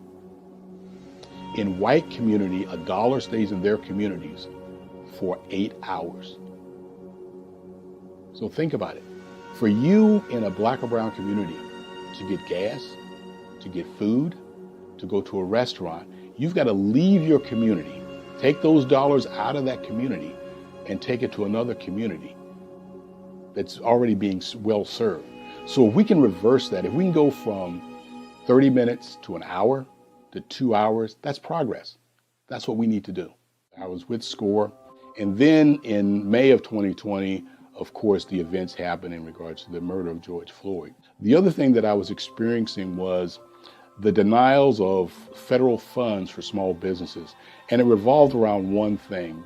These businesses were not being prepared for grants and for government programs. And I came up with the idea for the Center for Micro-Entrepreneurial based off those two things. Morgan Stanley had a report out in 2020, first quarter, and it talked about there were 3 groups that were massively devastated by COVID-19 on their business. That was 1, women, number 2, Black, and number 3, brown entrepreneurs. The research showed that they had less cash on hand, they had less opportunity to go into a bank and get money, and they were very dependent on family and friends to keep their business up and running. If we can focus on those 3 groups, then we can have a dramatic impact on our communities. Really, the focus is on 3 areas. And those 3 areas are 1, the people, number 2, the courses, and number 3, a support network. Here at CMAT, we will provide you with the fundamentals for generational success. And you will be creating a vibrant community by attending our 5-day immersive training course.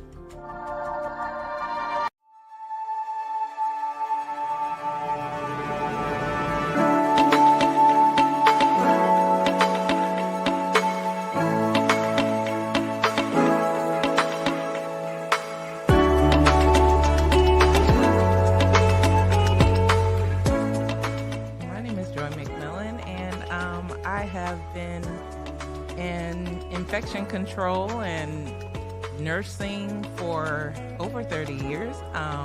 It is truly my passion. I love being able to see people who are in need go into a facility and get quality care, have quality outcomes, and don't leave with anything they didn't come in with.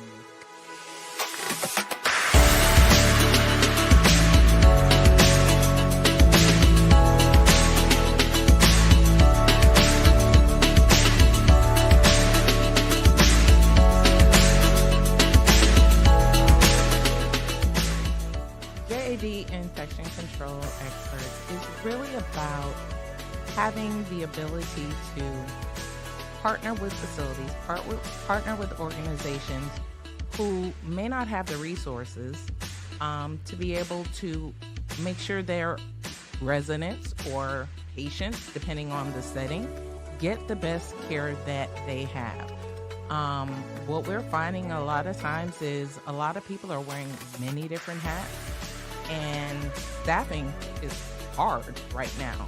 And COVID did a whopper on all of healthcare, and everyone is hurting. So I come in, and our organization, we're here to be that support system for them, to provide that extra pair of hands, the innovation that they need for efficiencies, things that are going to make the difference in what happens. And we don't come in when the surveyors come in. What differentiates us is we're their partner.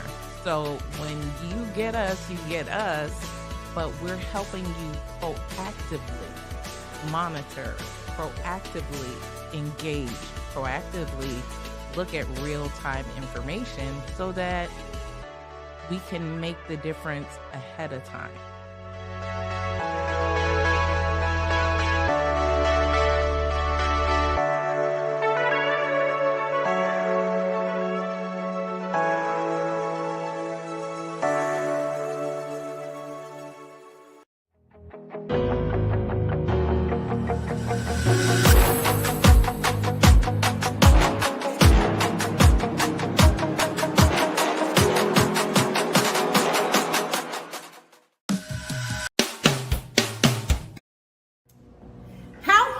Is it to land on the front cover of a top-tier global publication?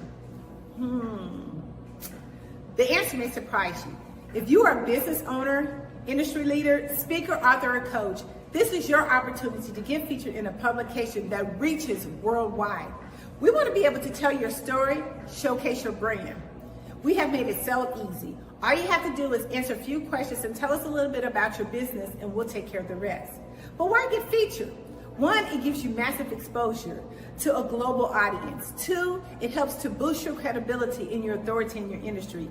And three, it helps you to expand your network and unlock opportunities. Now, right now, we are offering a special limited time offer. You can be seen by over 10,000 viewers and readerships each month. So don't wait. This is your time to elevate your business and get featured. All you have to do is click the link below and get started today.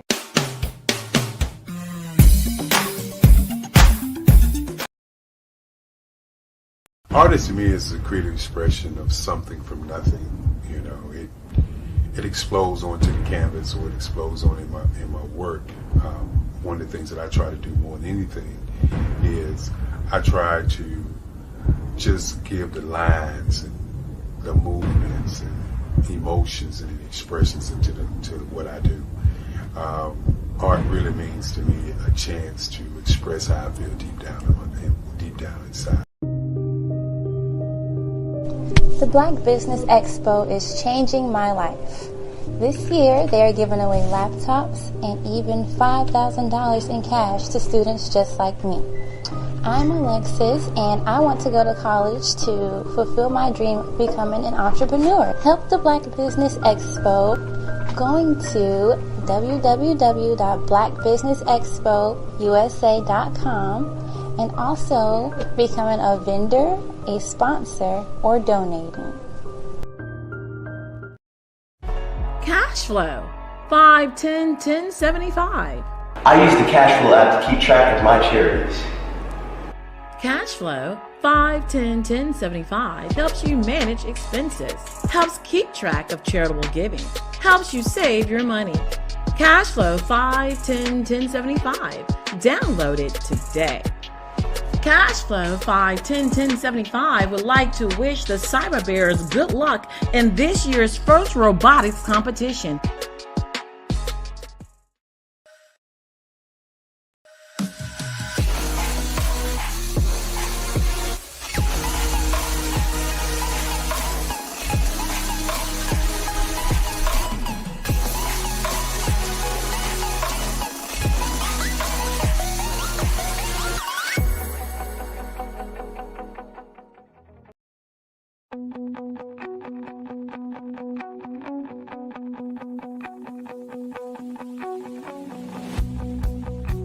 I am Black Business. From the moment I wake until the time I sleep. Yes, I am Black Business. I am Black Business. Tell me, are you Black Business? I am Black Business. Do you support Black businesses? Listen, I support Black business because I am Black Business. Black Business Expo, one of the largest business showcases in the history of Black business in the world. The world! Sign up today at www.blackbusinessexpousa.com or call 919-308-9090. I am Black Business.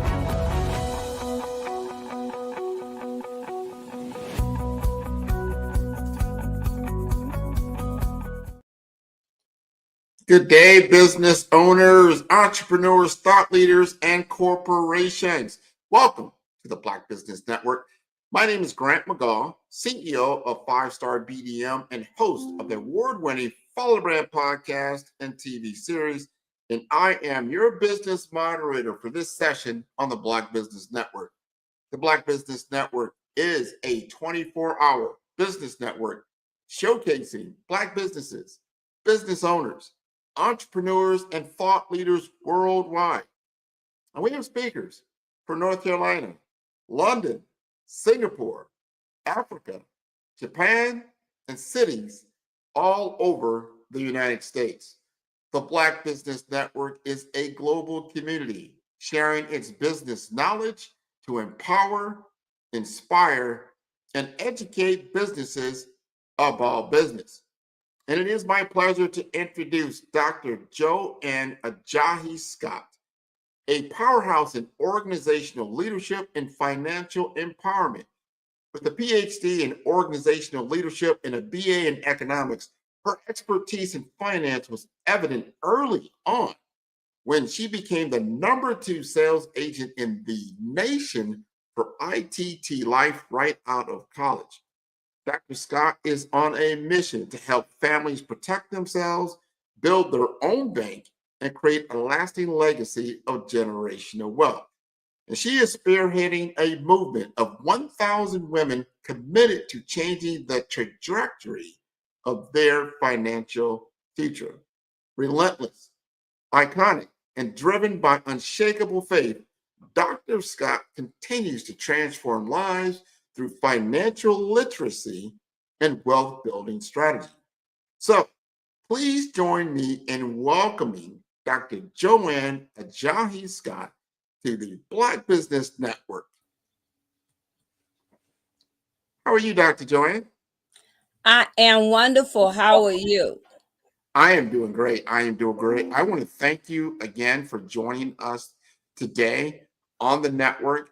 And I am looking forward for you to impart to us the wisdom that you've accumulated over your stellar career that I was just blown away by, for one thing. So tell us just a little bit more about you and what you are passionate about. Hello, everyone. As Grant stated, I'm Dr. Joanne A.J. Scott, the original fabulous female. See, fabulous is not just how you look on the outside. Fabulous is synonymous with extraordinary. And fabulous females are ordinary women doing extraordinary works in their business, community, and life.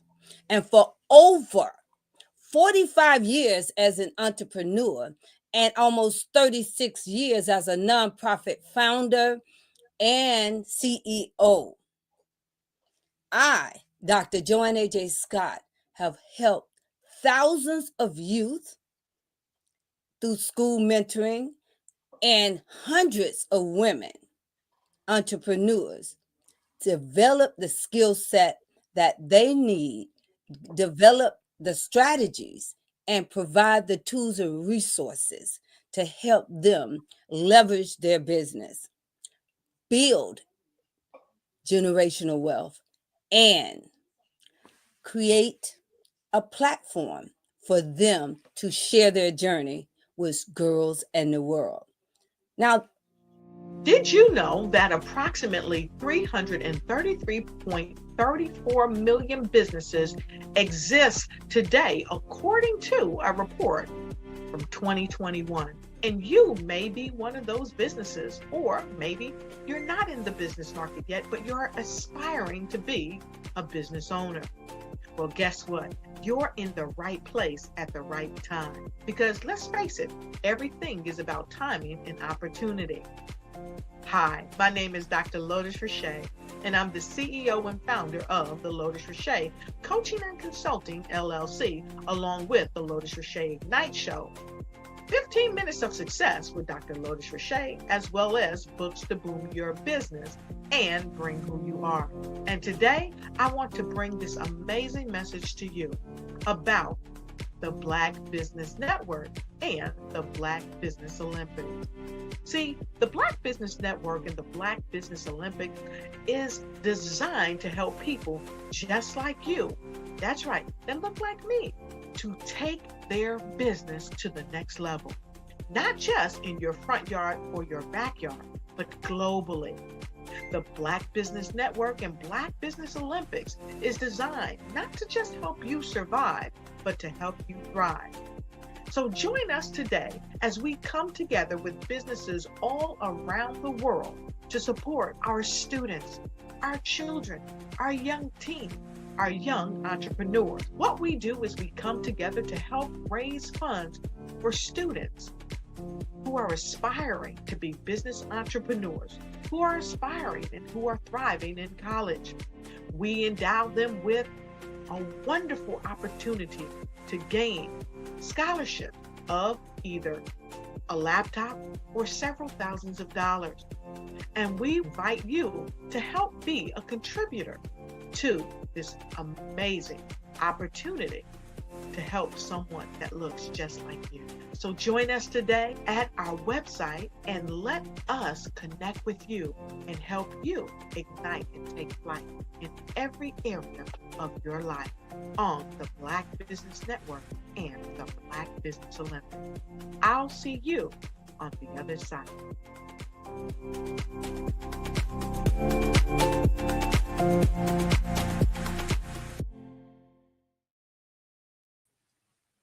All right. So, Dr. Joanne, thanks for coming back. Thank you for having me. Can you see me? Yes, I do. Awesome. I do. Yeah. So continue telling us more about yourself, your business, and your why. Why are you helping these women with your expertise? That's a great question, Grant. The reason I'm here is purpose driven. All my life, I have worked with females. I was 10 years old, and I was selected to tutor a second grader in reading because I had a gift. And my teachers recognized it. Then, when I was in high school, we started our first Black girls. I was one of the organizers of the first Black girls club at our predominantly white school. Our desire was to actually have someone on the homecoming court. And we realized the only way we could do that is have a club. So we organized the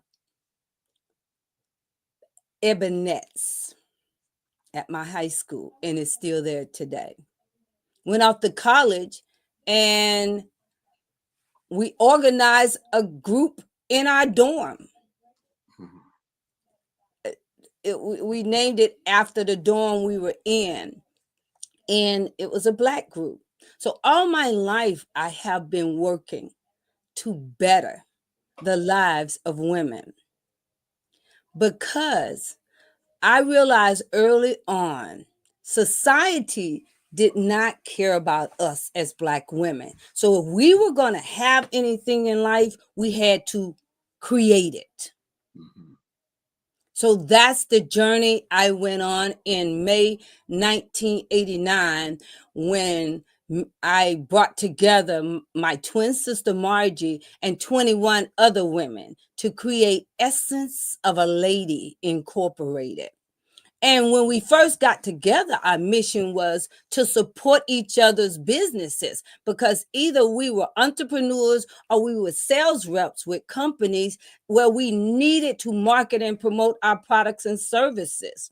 So we came together, and we would come together. Like, for instance, I host in my home. I got to market and promote the products and services that I had, and I got to have at least 25 women there to support me in my pursuit of my entrepreneurship.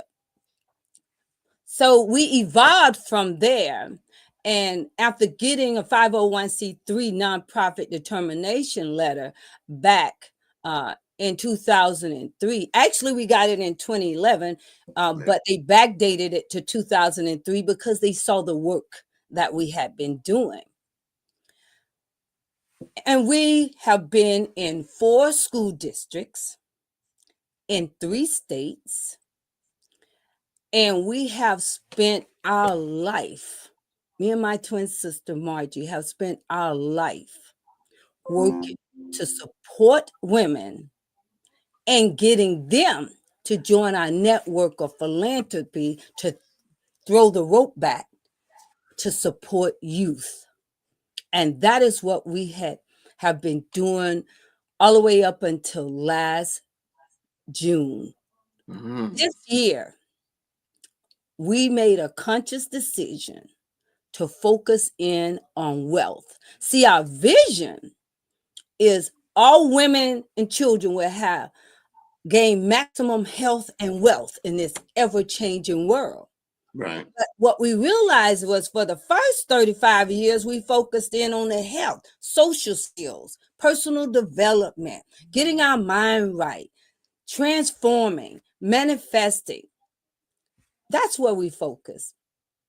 But God gave me this vision back in 2020. He said, Joanne, what you don't realize is you constantly are telling people you the best kept secret. Well, guess what? There are people out there that need to know what you do. They need to learn how you do it, and they need to do it for their family. And that is how the Be Alive and Financially Thrive in 2025 came about to help 1,000 women, not just in America, but around the world, change the trajectory of their financial future. You know why?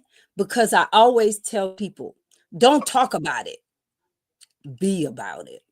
I believe in that as well. That is so important. Thank you. First of all, thank you and your sister for taking this on as a mission. It's so, so important to have that kind of visibility in the community, in the world, and then you're imparting great knowledge to help them. And I love how you said, I'm not just, talking about, let's just say an analogy, fishing. I'm teaching you how to fish. I'm showing you how to do the work. I think this is so important. So then they can then pay it back forward and helping someone else to be able to do the work as well. I want you to help us understand when one of your clients works with you, what exactly are they going to gain when they're done? Do they acquire a new skill set, a mindset, a tool set? What exactly you say, you know what? I'm so glad of working with you, and this is what I learned. I love your question because they gain all of that. See, the first thing that we are doing for the past 5 months, we've been working we're working from the top down, if you will. But when they join us, they can join as a volunteer, brand ambassador, participant, strategic partner, or leader. And each role will ultimately give them what they need, because what I've learned over the years of creating many events and coordinating many events over the years is that you have to reach everybody as Black women, because by bringing all of us together, we have the opportunity to learn. But the answer to your question is, what will they get? First, they'll get the strategic roadmap. And this is a trademarked roadmap, because what it does is it meets you where you are so you can get where you're trying to go. So what we do is take each month in this year, and we are planning activities and events around specific topics related to finances, business credit, personal credit, real estate investment, passive income, residual income, traveling income, investments from different businesses. We're providing each month for you to learn, but more importantly, because you have created that strategic roadmap for each month, you will focus specifically on the tools, strategy, resource, or skill that you need to take your business, your community, and or your family to the next level. And I am doing this because I don't think it works. After 45 years of being in business, I know it works. But I don't want you to just listen to me. March, during Women History Month, we'll have women talking specifically about how they made history, creating opportunities for women in different capacities. And they will teach you how to do it. Then that expert will be available that month to meet with you one-on-one. Yes, the philanthropic component is there allow, although these are people, these are 6, 7, and 8-figure income people, they're taking time out of their busy day to give you 15 to 30 minutes of their time to talk to you directly. Go over whatever you have written down on your strategic roadmap for that month to guide you on how to accomplish that goal. Now, everything we do, you won't see immediate results, because what are we talking about here? We're talking about changing the trajectory of your financial future. That is a lifetime journey. But what we're doing is setting you on the right course, on the right roadmap to take you down the road for your business, community, and family. This is wonderful. I think you answered my question and then some. It appears to me that the value that you get out of the engagement with yourself and your business is monumental. It's something you can utilize for the rest of your life and the life of your family and your friends. I talked earlier about understanding the game that we're on, this Monopoly board. You're giving us exactly what is necessary, the right mindset to achieve the goal of acquiring the right assets that are needed to win this game. It's about winning the game. You are wonderful. I like that. Let me help us understand this and what you've seen. Now, I know what you're giving, but what is the greatest challenge that you see in women when they come to you that you have to overcome to get them to understand the value that you're bringing to the table? Well, the biggest challenge is mindset.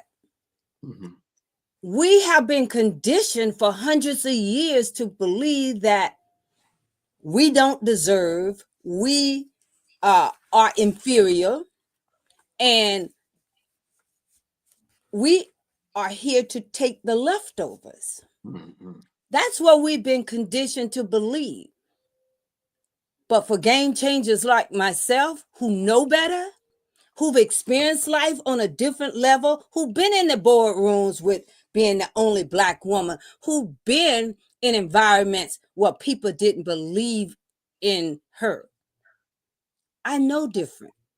So that is why I'm here right now to say to you, it's not whether it's going to happen.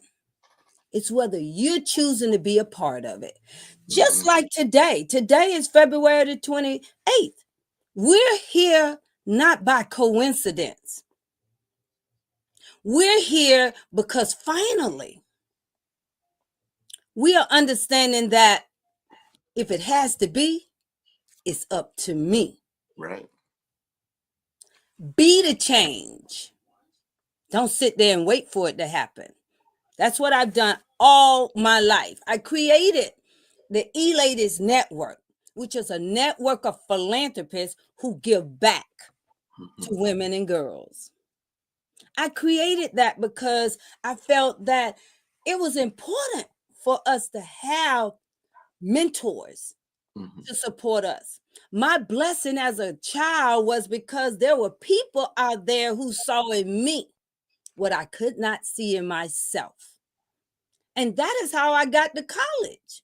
I never applied for college, never applied for AT, never did ACT, SAT, none of that. My high school school teacher applied for the special program at Florida State University called Horizon Unlimited for me when I was in college. I had no plans of going to college. But when I received that letter from Florida State University saying you have been selected to be in the Horizon Unlimited program. Show up August the 19th. I thought the least I could do for the lady who believed in me more than I did myself. I showed up, and look, many years later, I have a PhD. Yeah. Yeah. So that's why I'm so passionate about it. And that's why people need to come here, because it takes a village. Mm-hmm. I don't care how good you are at your skill set. You can be good at everything. I'm blessed to be good at a lot of things. I've done many things in my life, but guess why I have a team? Because no matter how good I am, team, there's no I in team. Right. Together, each achieves more. So I'm allowing them to grow in their skill set to later on be able to teach others how to do it. And that's the same thing we're doing in this movement. We're bringing women together in all aspects of life to teach you what you need to know about business, about community, and about life. Yes. This is one. Now, are you delivering your service? Is it in person? Is it, online platform, a combination of both? Is it just in, one city, or is it, national? Just go give me an understanding. That's a great question. We are global. Our services are global. My team is global. 2 people on my team are from Africa. 1 is from the Philippines, and one is from India. Yeah. And the rest of us are here in America. This is for everybody, because guess what? Managing money is required everywhere you live. Got that right. Helping your family and changing the trajectory of your finances is important for each and every one of us. But more importantly than that, Grant, is coming together as a community and showing the world who we are. Yeah. That's what it's all about to me, because we have sat here and built this country. Now it's time for them to understand that we alone as a race can control our destiny. Right. That's what it's about to me. I feel like I've been preparing for this for the past 36 years, because when I started Essence of a Lady, they thought I was crazy. What? You want Black women to come together and work together? That's not going to happen. Here we are, 36 years later, having had events, workshops. So what they can count on is this, because as you can see, I have a lot to say. What they can count on is this. They can count on that each month they will have an opportunity to meet directly with one of my customer support managers to review where they are. They will have an opportunity to participate in events that we are having, either in different ways that I mentioned. They'll have an opportunity to learn from experts each month on specific topics, and they will have opportunity to connect with them. In addition to that, we have online courses for those who can't be there live all the time, but they want to learn the strategies. It's 10 of them. They want to learn from experts. They want to take actionable steps, because each expert not just going to tell you they're not here to get you all hyped up, motivated, and excited. They're here for you to take actionable steps. Remember what we said. Don't talk about it, be about it. Right. But that is not all. They get to be on live or virtual stages. They get to be featured in the Fabulous Female magazine, where we feature 3 powerful women each month. And one gets the privilege of being on the cover. They get an ebook called The Roadmap to Your Financial Future. They get my book, Wake Up, Fabulous Females, and Walk in Your Fabulosity. 10 strategies to leverage in your future, building a legacy, and becoming legendary.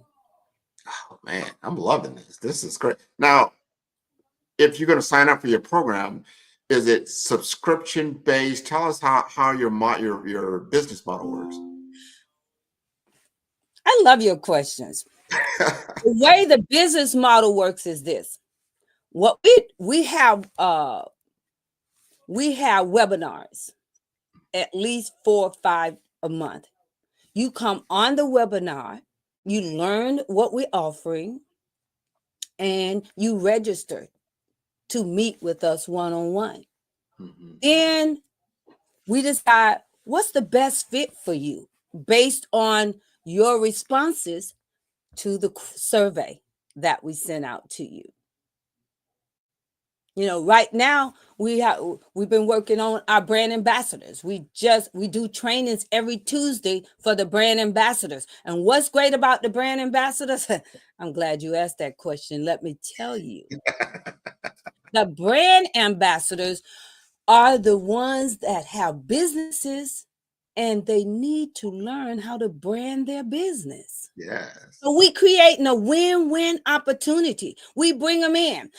And we teach them how to market and promote this event for this year.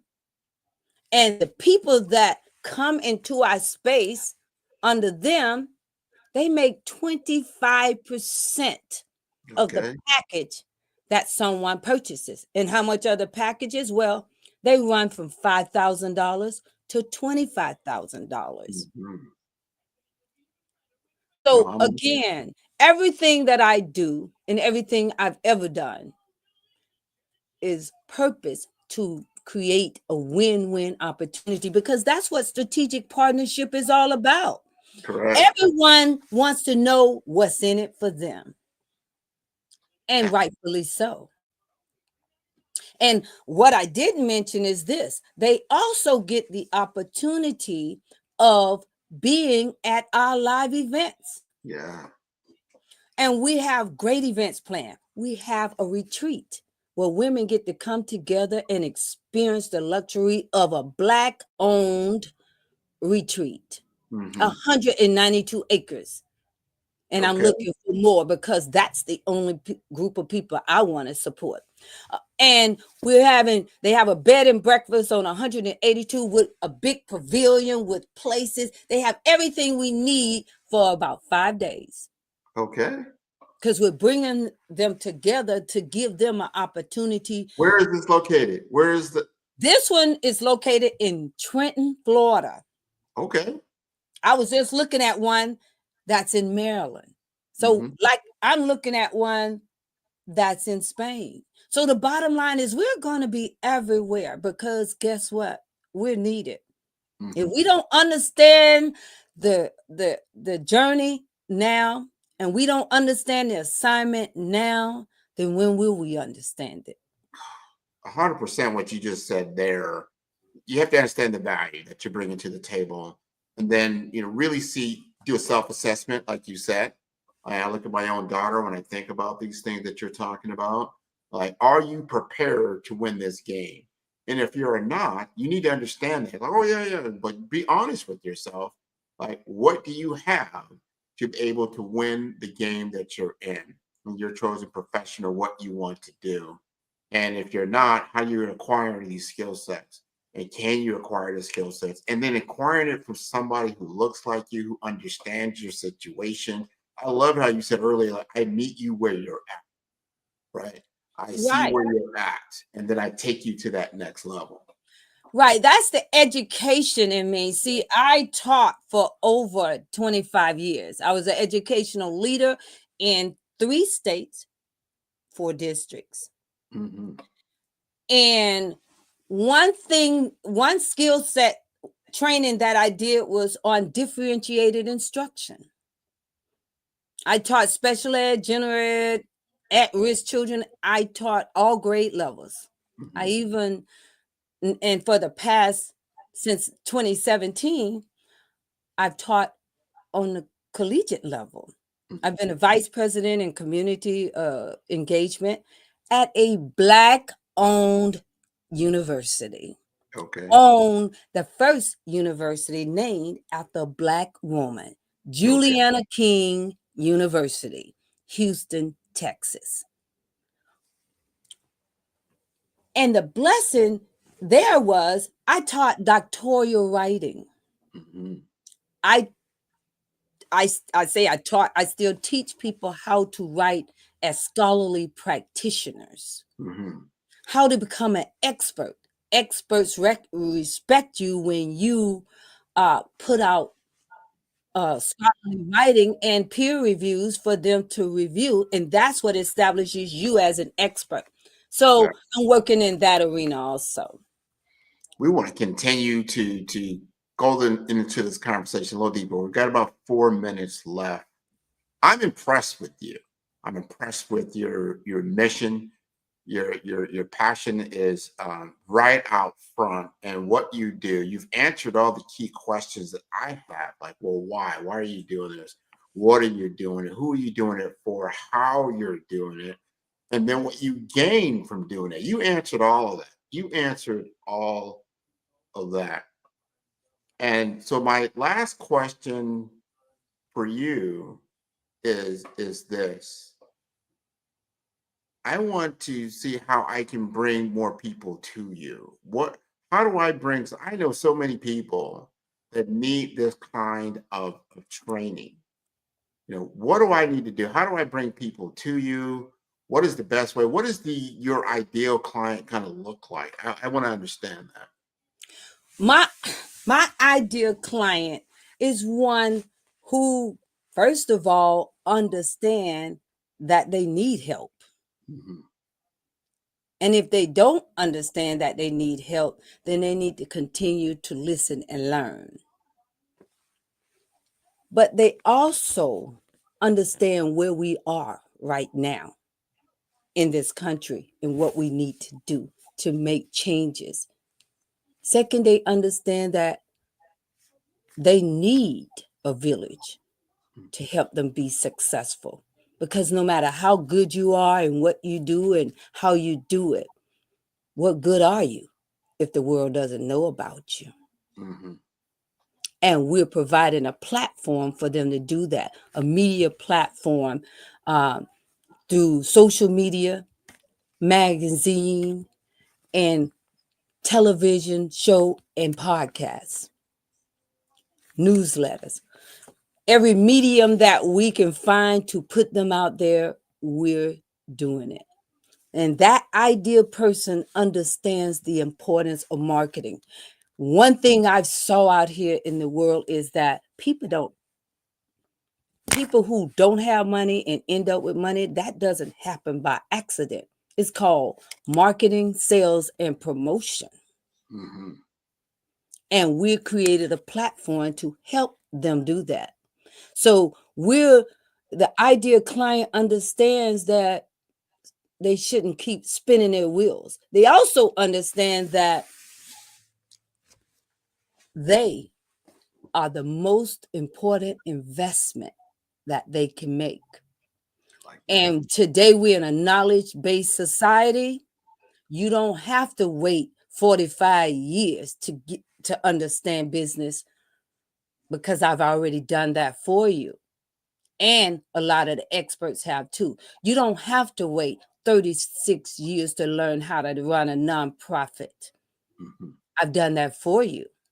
And you don't have to wait 30 years to understand the importance of education and giving that opportunity for your children and grandchildren, because I've already created a space for you, and you don't have to worry about the world knowing who you are, because Dr. Joanne A.J. Scott, I'm going to make you legendary. And that's what Be Legendary 2025 is all about. We're bringing in 100 women into the Legendary Women's Society. These women will be the ones who will change the trajectory of 1,000 women's lives. I heard and that. And the top 10, the women, Legendary Women Leaders, guess what? They're at the top of their game. And they are the ones who's going to help the 100. And the 100 is going to help the 1,000. And we'll be doing what we are purposed to do. I love it. This has been wonderful. And it's provided by the Purpose Driven Wealth Services. That's what I want to hear. We got to know how to contact you. This is wonderful. I love your philosophy. You understand the model. You can contact me on any social media. Just Google, or you can Google my name. You know, the first time I told someone to do that, I just said that because I had forgotten my ID. And I said, well, you know what? You can Google my name. And I went to the bathroom and came back. They're like, oh, you just walk on right in. I said, well, I would have been doing that. But anyway, you can find me anywhere. My website is eladies.org.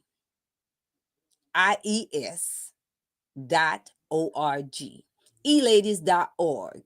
You can find all the information about what we're doing, the magazine and everything else on eladies.org.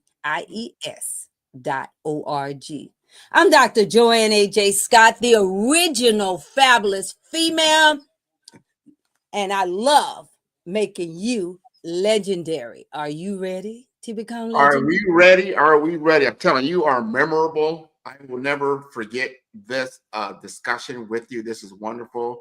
And I want to thank you again for being on the Black Business Network today.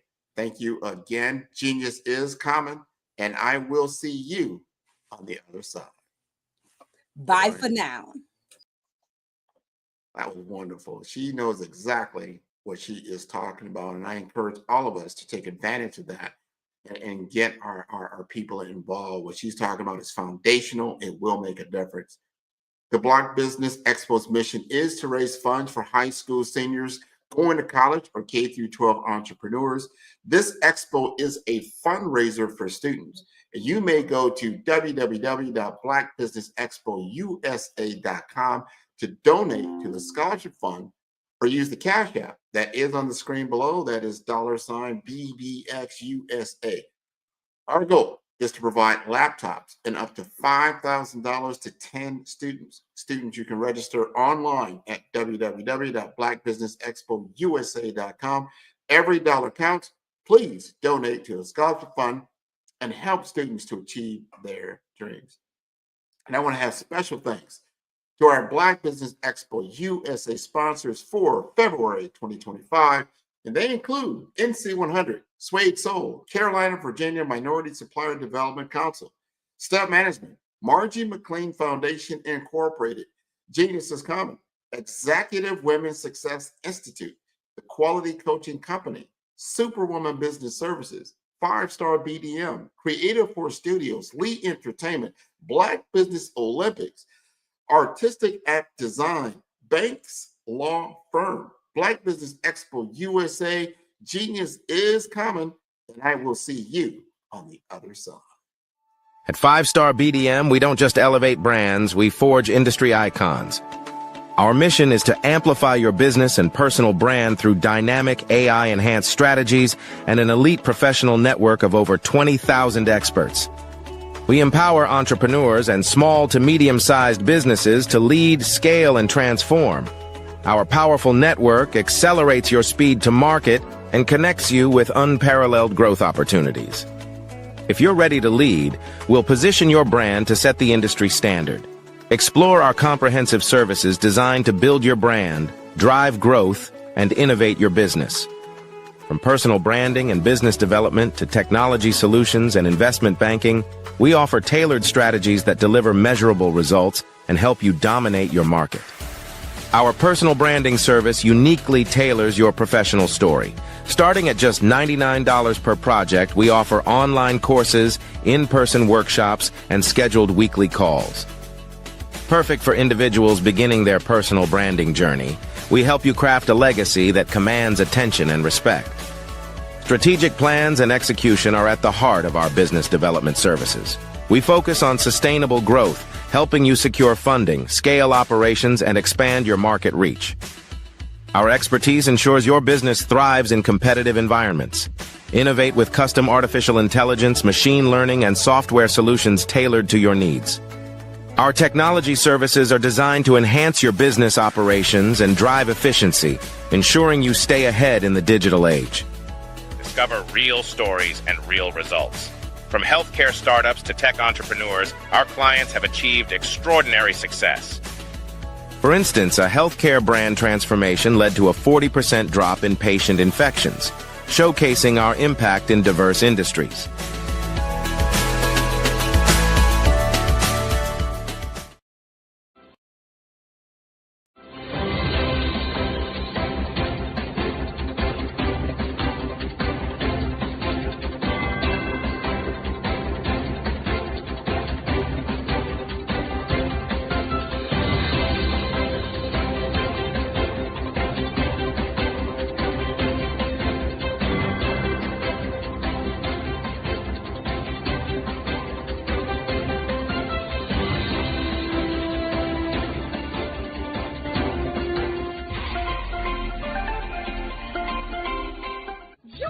Dr. Eric Kelly III and a host of phenomenal speakers from all around the globe for this 7-day virtual event that you don't want to miss. The mission of the Black Business Expo is to raise scholarship money from kids all the way from high school, all the way from college. The Black Business Olympics is one of the largest Black business showcases in the world. It is an opportunity for businesses and companies to showcase their businesses globally. We are going to be giving away laptops up to $5,000 away to students. Again, I'm Olivia Appleberry, the founder of 2 Cents Finance and one of the speakers for the expo. I am so excited to see you there. For more info, go to www.blackbusinessexpousa.com or call 919-308-9090 and hope to see you there. I am Black Business. From the moment I wake until the time I sleep. Yes, I am Black Business. I am Black Business. Tell me, are you Black Business? I am Black Business. Do you support Black businesses? Listen, I support Black business because I am Black Business. Black Business Expo, one of the largest business showcases in the history of Black business in the world. The world! Sign up today at www.blackbusinessexpousa.com or call 919-308-9090. I am Black Business. I am Black Business. From the moment I wake until the time I sleep, I am Black Business. I am Black Business. Are you Black Business? I am Black Business. Do you support Black businesses? I support Black business because I am Black business. Black Business Expo, one of the largest business showcases in the history of Black America in North Carolina. Join Dr. Eric Kelly III and a host of phenomenal speakers from all around the globe for this 7-day virtual event that you don't want to miss. The mission of the Black Business Expo is to raise scholarship money from kids all the way from high school, all the way from college. The Black Business Olympics is one of the largest Black business showcases in the world. It is an opportunity for businesses and companies to showcase their businesses globally. We are going to be giving away laptops up to $5,000 away to students. Again, I'm Olivia Appleberry, the founder of 2 Cents Finance and one of the speakers for the expo. I am so excited to see you there. For more info, go to www.blackbusinessexpousa.com or call 919-308-9090 and hope to see you there. I am Black Business. From the moment I wake until the time I sleep. Yes, I am Black Business. I am Black Business. Tell me, are you Black Business? Black Business Expo, one of the largest business showcases in the history of Black business in the world.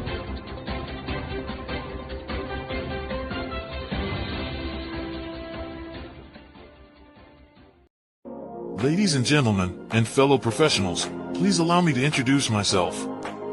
I am David Jones, the co-founder and CEO of the Hello LLC, where I am passionately dedicated to guiding individuals and businesses toward their own return on time investment.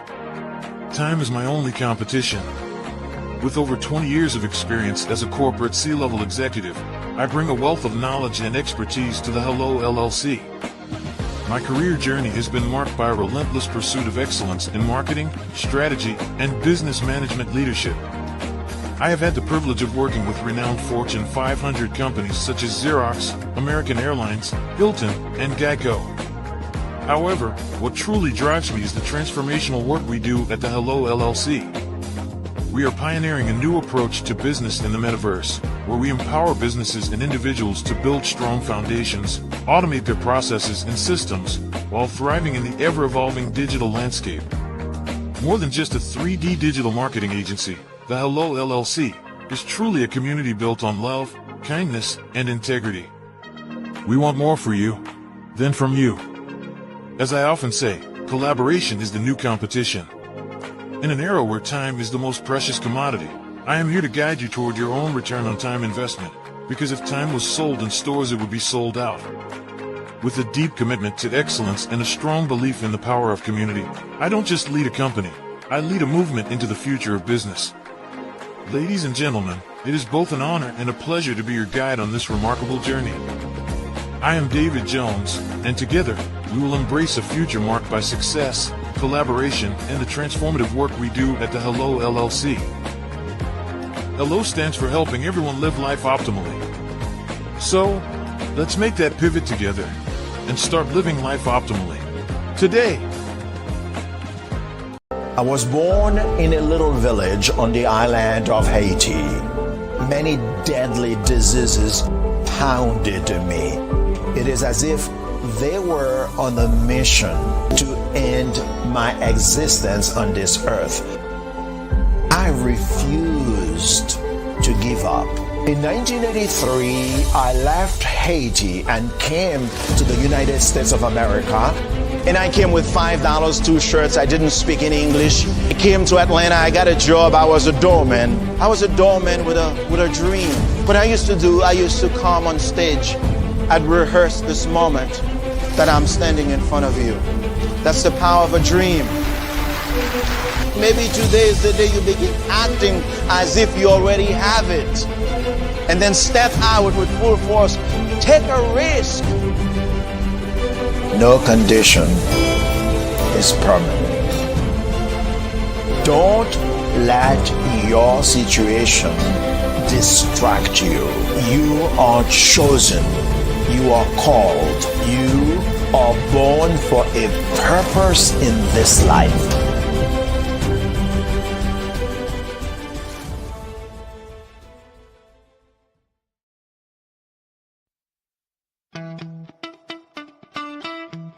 How many times have you been asked to help someone you didn't even know? A student, a business entrepreneur? Or did you ever even ask, where did they end up? That business, that friend, that entrepreneur. Well, just maybe they ended up in a gang, bankrupt, homeless, or worse, dead. Maybe they turned to crime, drugs, and alcohol. Did you ever wonder? Did you destroy their dream, or was your life always so easy? At the Black Business Olympics, we started a movement to help students complete. Give them hope and foster success. Help them to leave their dreams of providing laptops, computers, and up to $5,000 in scholarship funds. Today, we ask you to help a student, a business owner, or an entrepreneur to realize their dream by sponsoring them, supporting them, and buying from them. Consider this. With $1.6 trillion in our Black community, we only ask for a small donation for our students, our businesses, and our entrepreneurs. And you can change a life today. So I ask you, what are you going to do? Sit on the sideline and watch our students in high school be losers, miss out on their dream from lack of resources? Or are you going to donate to the movement and change their future and yours as well? Give us a call today at 919-308-9090. Change their life by investing with action to the Black Business Olympic Fund. The Black Business Olympics, one of the largest business showcases of Black business in the history of the world.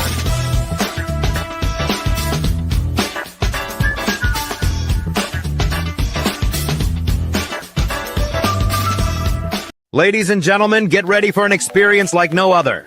Tune in every Monday at 1 p.m. Pacific Standard Time for The Mary D. Show, where the ordinary meets the extraordinary. The Mary D. Show brings you powerful insights and inspiring stories from a diverse range of guests. Join our incredible host, Mary D. Welch, as she sits down with thought leaders, business owners, and changemakers, sharing their journeys and successes. From career professionals and entrepreneurs to educators and beauty advisors, Mary D. Welch interviews sports figures and health enthusiasts, offering a platform for extraordinary voices. Explore the world of extraordinary people and places in business and finance, homes and real estate, beauty and wellness, education and empowerment, sports and health, and more. Want to be a guest on the show? Call 619-669-8603 or email Mary at marydwelch.com. Visit www.marydwelch.com to learn more.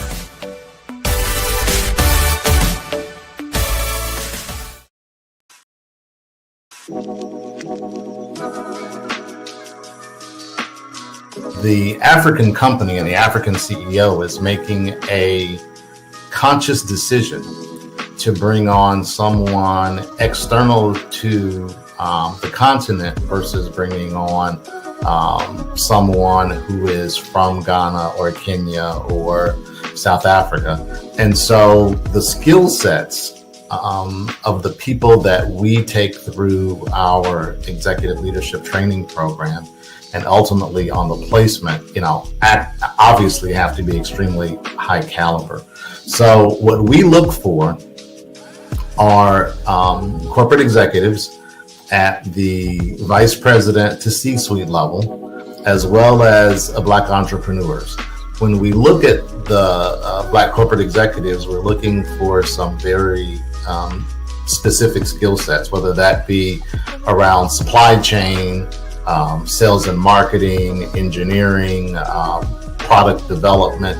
We want our folks to be able to add immediate value to the corporate board, right? And the other thing is, even if they don't necessarily have specific industry experience, they're bringing a diversity of thought.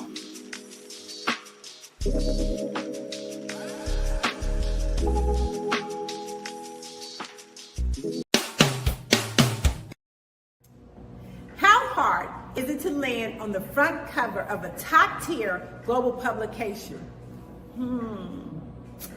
The answer may surprise you. If you are a business owner, industry leader, speaker, author, or coach, this is your opportunity to get featured in a publication that reaches worldwide. We want to be able to tell your story, showcase your brand. We have made it so easy. All you have to do is answer a few questions and tell us a little bit about your business, and we'll take care of the rest. But why get featured? 1, it gives you massive exposure to a global audience. 2, it helps to boost your credibility and your authority in your industry. And 3, it helps you to expand your network and unlock opportunities. Now, right now, we are offering a special limited time offer. You can be seen by over 10,000 viewers and readerships each month. So don't wait. This is your time to elevate your business and get featured. All you have to do is click the link below and get started today. CTR Media Network is now accepting new podcasters to join our growing network that's reaching 350 million global listeners. Have you heard? CTR Media Network offers podcast production, podcast training, distribution, and product placement. Book us for your next event or schedule an interview with CTR Media Network podcasters today. To learn more, go to ctrmedianetwork.com. You are a Black-owned business and you're looking for new ways to expand your reach. Or you're a creative and you have an amazing story that needs to be told, seen, and heard. Well, at Fayview Night TV, we're streaming the diverse and authentic narratives of Black American culture. At Fayview Night TV, you have access to product placement, feedback loops, promotional spotlights, and other ways to showcase your brand. And we have fans all around the world that can't wait to see what you're up to. So come to Fayview Night TV because we are showcasing the culture 24/7 with Black stories and Black storytellers. Subscribe to FayviewNightTV.com today. And for more information, email us at info@FayviewNightTV.com or call our hotline at 816-819-9939. Fayview Night TV, one of the largest platforms showcasing Black American content in the world. In today's world, everyone has a platform, but few have a voice that truly resonates.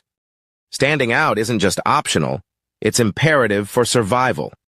Through years of guiding industry leaders, I've discovered what truly sets exceptional professionals apart. Today, I'm sharing a framework that's transforming careers and opening doors to unprecedented opportunities. Your digital footprint is more than just a resume. It's your stage for thought leadership. Think of your online presence as a beacon of expertise.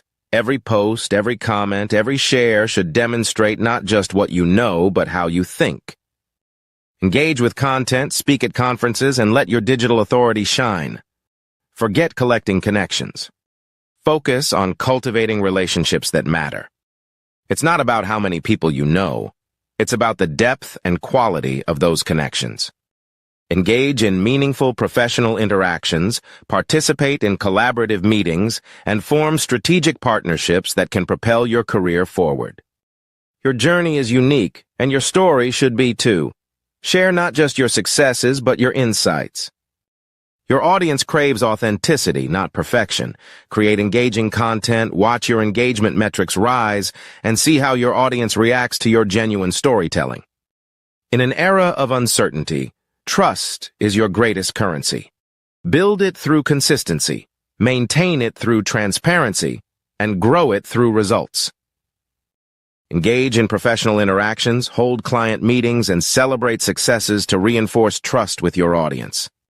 The only constant is change. Make it your competitive advantage. Stay ahead by staying curious. Your greatest asset is your ability to adapt and grow. Embrace learning moments, develop new skills, and celebrate achievements as you evolve. These aren't just strategies, they're the building blocks of a legacy that will open doors and shape industries.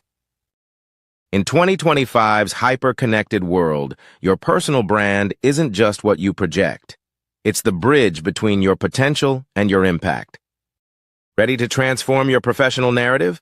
Visit 5starbdm.com and schedule your strategy session today.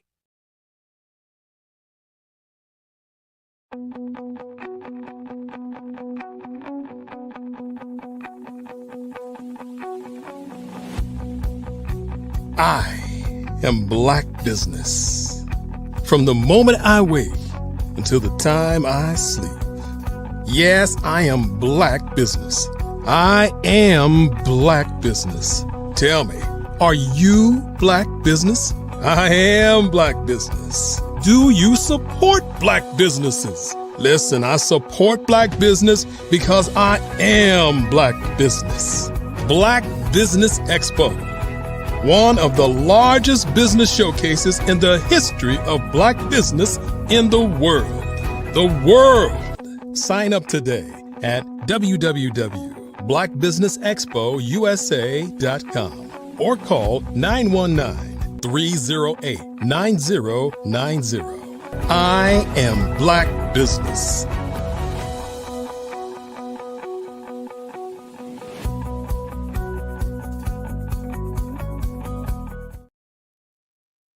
Good day, business owners, entrepreneurs, thought leaders, and corporations, and welcome to the Black Business Network. My name is Grant McGaw, CEO of 5-Star BDM and host of the Follow Brand podcast and TV series, and I am your business moderator for this session on the Black Business Network.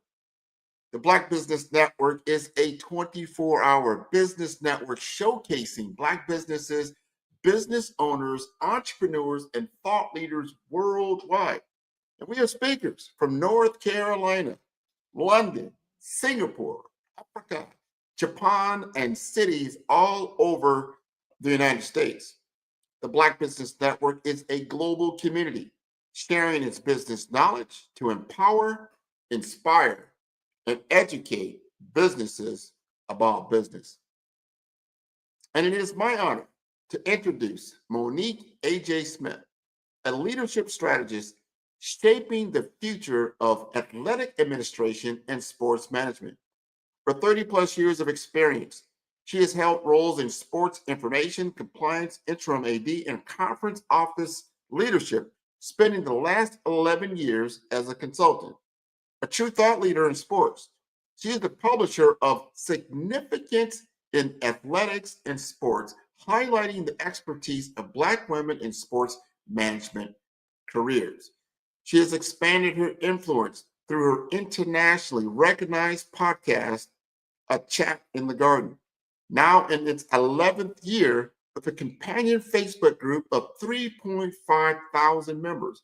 And as an adjunct professor at Hampton University for the past 8 academic years, she educates future sports leaders while offering executive coaching, student-athlete workshops, and leadership retreats. So please join me in welcoming Monique A.J. Smith to the Black Business Network, and we're going to have her up in just one moment. And while we wait for her to come up on screen, I just want to remind you what the Black Business Network is all about as we want to move forward as an organization.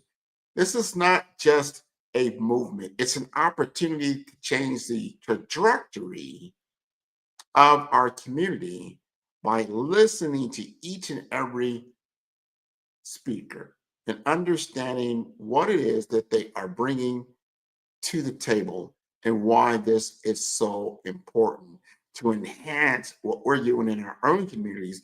If you need knowledge in a certain area, you can get that knowledge, that information. It's so important to begin the opportunity to move you forward. So, Dr. Monique, if you can come off mute, we will begin our discussion, which is so important what you're bringing. And I'm going to tell you, I just read your bio. This is important. So please introduce yourself. I am Monique A.J. Smith. I'm the owner of Caesar Empowerment Consultancy for athletic department, sport organizations, and individuals who wish to advance in sports management careers. That's just the beginning. So you got to tell us not only who you are, but what you do that's so important. Well, my company is called Seeds of Empowerment. I plant seeds of empowerment to lead others to greatness. So what they usually say to me is that I show potential, possibilities, And I know that because they'll say, I never thought of it that way. So usually it's, again, we're talking about athletics and sports, but you got that right mindset first. So I do mindset work first before I do skill set. It really starts, when did you like sports? And how do you lead? Because if you go back to when did you go from play to performance, then now we'll explain how you act when things are difficult. And managing people, which is who I work with athletic administrators, sports leaders who guide the young people. But our older people were younger people, so we just try to figure out when did this first come about and discover how you lead. And to be very honest with you, athletics has changed a great deal. And we have got to be able to shift our thought from leading students in amateurism to being paid. And so that's change management, and that's leadership management, and that's what I do. That is so important. As we really think through these things, and I know we've got, we're going to check her mic right quick because what she's talking about is so important from leadership management and sports. We think about sports and how important it is now in our community, and so many people are involved in this. And this is a leg up, right? How do we transcend our certain level of life, and we use sports or athleticism to get to that higher level. And we get coaching like she's bringing to the table. It's very, very helpful. But also understand as you're going through, you're accumulating certain skills that you can use in other areas just outside of sports. Some of the most successful people in our country are utilizing platforms like sports and entertainment. And most of those people are people of color. They're people from our communities, but that's a small set, of people. Only so many are going to be billionaires, like a LeBron James, a Michael Jordan, and the like. So we don't want to just say, hey, this is your only avenue to create wealth. There's sports, there's other ways of doing it. So I want to thank Monique Smith of giving us all of this information, because she is an educator. She understands all these things. So tell us more about Seeds of Empowerment. How are you empowering people to be better? Well, when you are walking this world, if you are aware of the decisions you make, then you are leading. If you can discover what it is guiding you, that you are on manual and not auto, then you truly are leading. And so that's really where I start. I want to go like, are you going to want to be an athletic director because your father was one? And then if so, okay, what were the qualities that he had that you want to follow? Mm-hmm. But the point is, are you embracing it, or are you just following him? I said, people say, my grandmother. I said, well, your grandmother's no longer here, but what ownership of the values that she had that you have? So it's really, again, I told you, when you go back, what's your reasoning for wanting to be here? And if you're trying to prove something to someone, then you're not going to really be effective. Mm-hmm. But if this is in your whole being to be it, there's some things that just come to you naturally. And that's how you know that you are in the right place. So again, Seeds of Empowerment, I plant seeds of empowerment that I hope will take root with you to lead you to your desired destination. This is so important. And I understand what you're saying. You've got to understand yourself, do some self-assessment. Right? Yes. You've got to do some self-assessment and really determine what is your zone of genius. What are you really good at? That typically, on the average, you're better than most people. Right. You want to double down in those areas because that's your gift. I think each and every one of us is given a gift by our Creator. Just like my fingertips, no one has my particular pattern. No one has my voice pattern exactly like mine. This is my gift. This is what I have to bring to the table. So when you discover your gift, and then you can double down on the gift and then package it in a way to present it, you're going to be successful no matter what in the community that what you're doing. So talk to us more. I'm very curious. One thing that really caught my attention is that you're an educator, but you're doing this at the collegiate level at Hampton. What are you teaching at Hampton as a professor? Well, I teach 3 classes this semester. I teach sports marketing. I teach psychosociology of sport, which is really society and sport and sports and society, because they really marry each other, and that's my favorite class.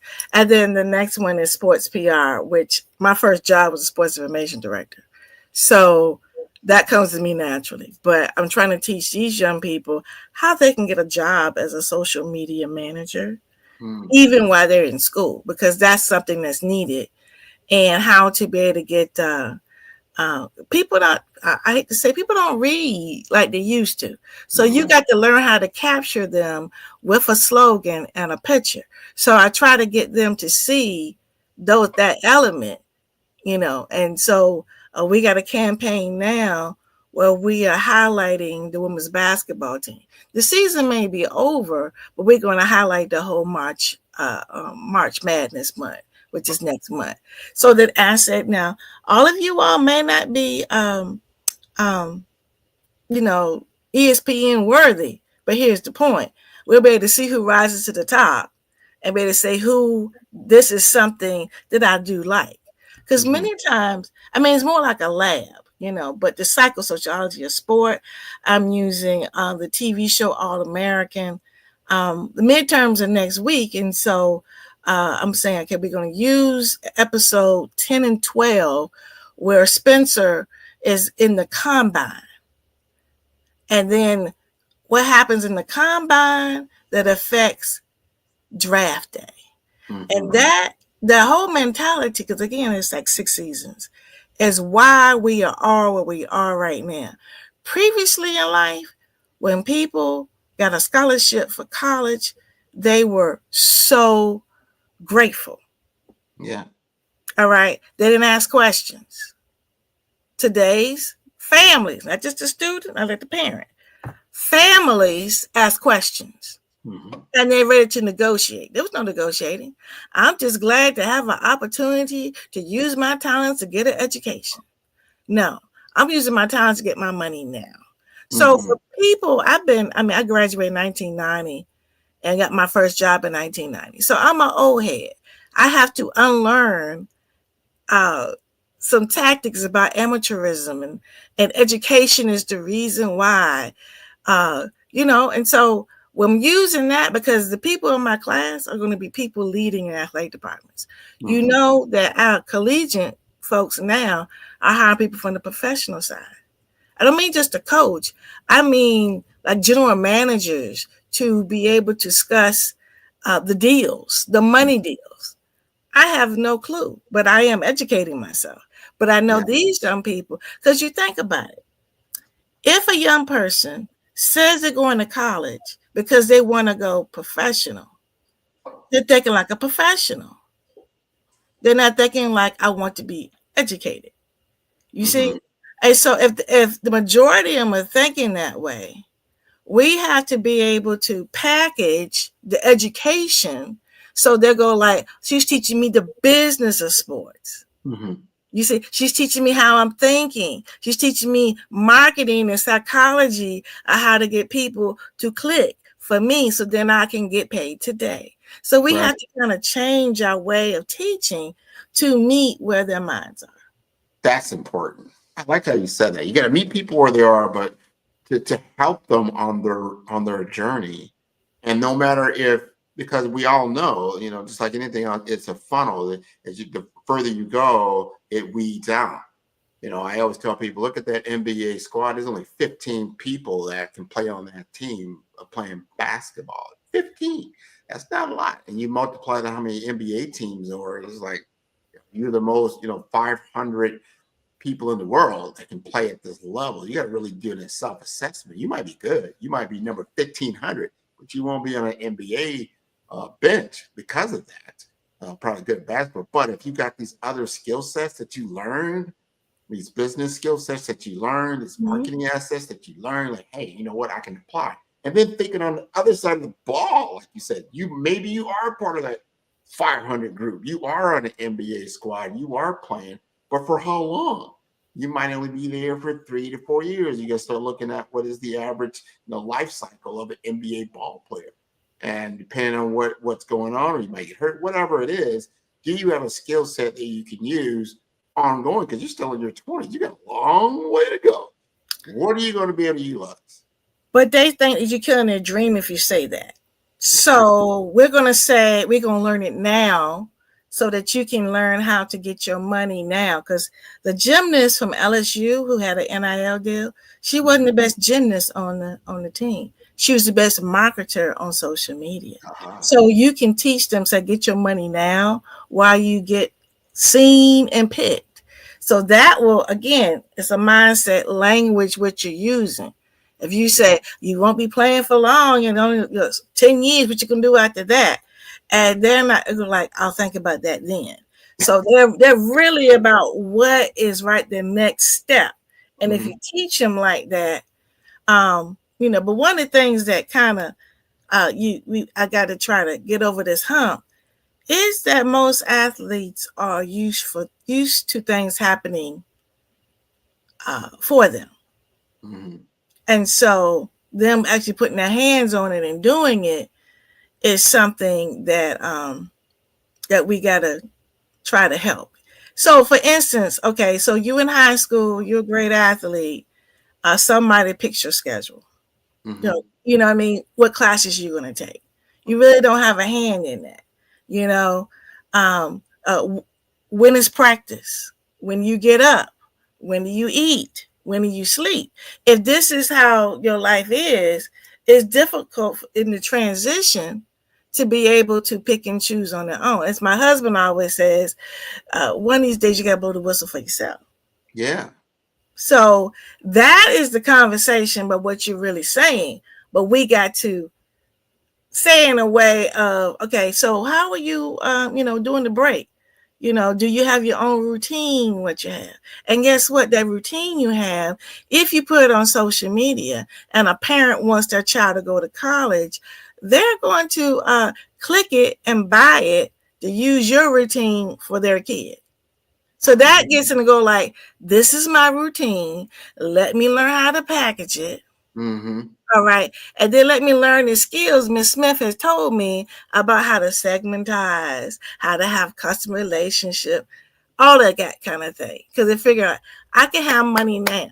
Because now it's allowed for you to be able to benefit from your name, image, and likeness, which, again, name, the player's name, image. If the person likes the person image and how they seem to be working out, that wants to be duplicated. And how you duplicate it, you market it. And that's you. So you see how that whole conversation. No, I love what you're saying. I like what you're saying. How you moved around like, all right, you know what? Let's stay in the now. The now is important. Then how can you monetize in the now? At the same time, you're really learning some really good skills. And you do need to understand how to operate in the business world. And the social media is the medium of choice. That analogy you just gave, not even an analogy, that's a reality. Hey, if I know a guy right now, he was on my show, basketball player, and he made money because he showed people the basics of how to do certain dribbling. And because he did that years ago, this is when YouTube, this is like 20 years, but he kept doing that. And he packaged himself in such a way. Now he's got millions of followers over time, but those videos are still teachable because they're fundamentals. And then you've got a way to continuously have an income that's coming in, even if you're not doing something right now. So you have multiple revenue streams. I love that model. That is a great model for success. Yeah. And the whole goal is to have at least 7, right? Income stream. Listen, you gotta talk to me about that 7 revenue streams. How did you get to 7 revenue streams? Well, I'm not. I have to count mine. I'm not really sure, but you see, I have a magazine. Okay, yeah. So that's at least 1, and that was to try to with the administrators I was trying to teach that yes, you got your 9 to 5, And then you want to speak on a stage, all right?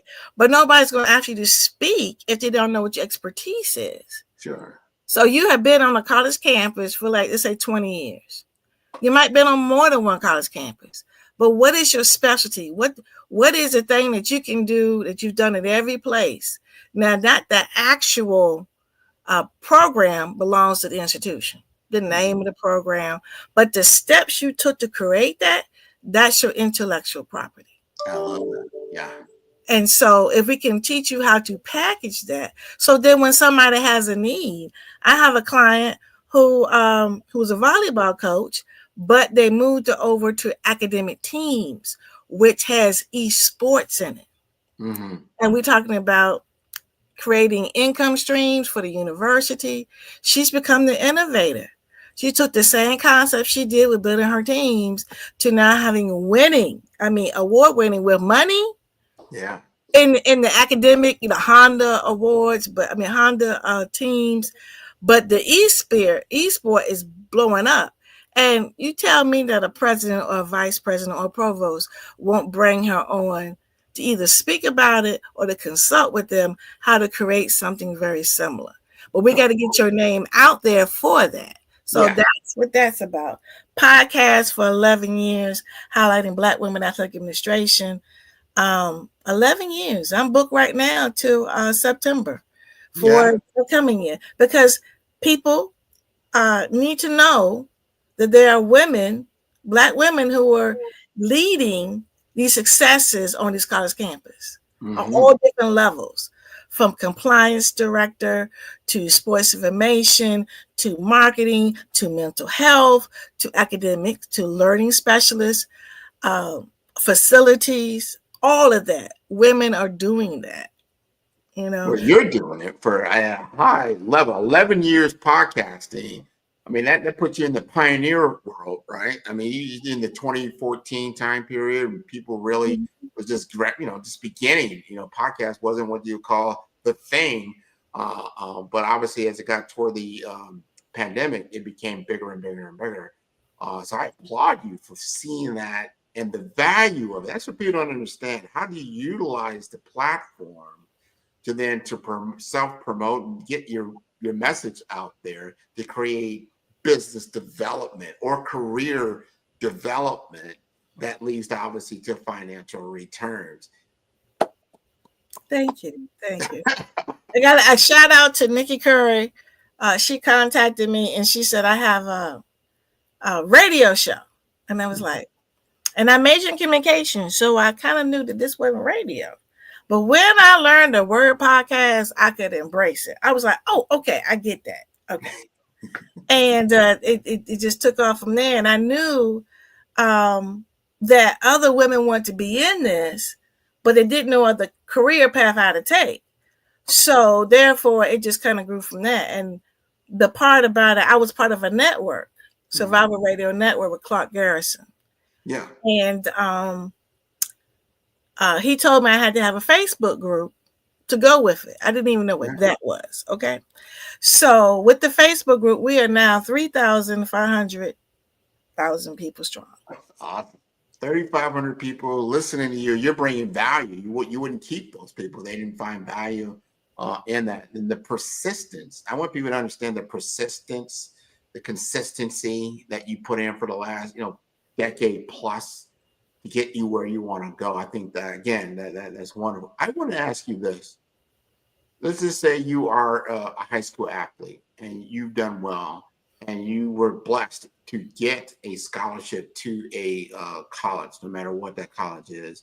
You're just beginning to understand NIL, because that, like you said, when we were in school, it was almost illegal for you to make money as an athlete. It's like, It was illegal. It was illegal. Like, you can't tell people it's illegal. I don't care what you did under the table. It was illegal. Okay. Illegal and which is terrible. You think about the school is making billions of dollars, depending on the school, on what you do on the field, and you are sitting there struggling, just to have the basics. I'm glad they changed that, but then the mindset is different because they're like, all right, how do I then take advantage of this opportunity? I've got one of my friends that their child is doing very good. He's just a sophomore in high school, but he's already being approached by all these big name schools. He's already being approached by commercialization. Say, hey, represent my product, and then we'll get you paid. Now he's in high school, right? So he's getting exposed to this new cultural phenomenon. And to your point, like his father or somebody like myself, that's so new. We got to learn it as well. It's like, we're used to like, this is what you're going to do to struggle through school, maintain your grades, and then be able to graduate, get that education, and then hopefully, it's a total mindset, right? Well, I would say education is the key because it's very fluid. Mm-hmm. Right now, there is a law suit that has been settled called the House Settlement versus the NCAA. But how they're going to settle it is yet to be announced. And so therefore, how you go about it, how much, what it was a group, several lawsuits put into one to say, we want to, I see you're going to do this NIL thing now, but we want our money back, right? Back then. And so where now the concept of revenue sharing with student athletes has come about. And so we're waiting to see, and it's Division I, but you got to understand that it has an effect on all the other divisions, because if you know that you can get a certain amount of money on this level, it's going to impact everything else. And so it's sponsorships and all of that. Let me understand that. You're saying if I played, let's say I was a collegiate athlete in the early 2000s, before NIL, right? And you're still selling my jersey because it was good. You can go back and recoup some money. Is that what I heard? Oh, it's a certain time span. I want to say it's 2016. I'm not, but that's what I'm not trying to say. There are people who, again, are my clients, which is great. There's attorney Cassandra Ramsey. She's on YouTube. She's called the Esquire Coach. She talks about that's what I used in my class. She talked about it so well, about all the new things that's coming up, because just last Monday they came up with no, that's not being considered. Because here's what I'm trying to tell you: we got Title IX, and how do you make sure that you are adhering to Title IX as you give everybody this revenue sharing that may take the money? Definitely not even equitable. It's like, boom, back here. Right. But interesting enough, the lawyer said, well, we can't try to solve our problems. We're not going to consider that yet, which is going to cause a problem for the institution who says, okay, let me just check this box, but I'm going to have to end up doing this because the young lady is going to come together and say, well, look, this isn't fair to us. This is this law. So again, it's fluid. It's nothing that you can say, let me put my hand around it and drink it. It's already woo. Yeah. And so my resources, I would say, is again, the Esquire Coach. There's a podcast called the NIL Spot. Okay. That she is actually a teacher on a high school level.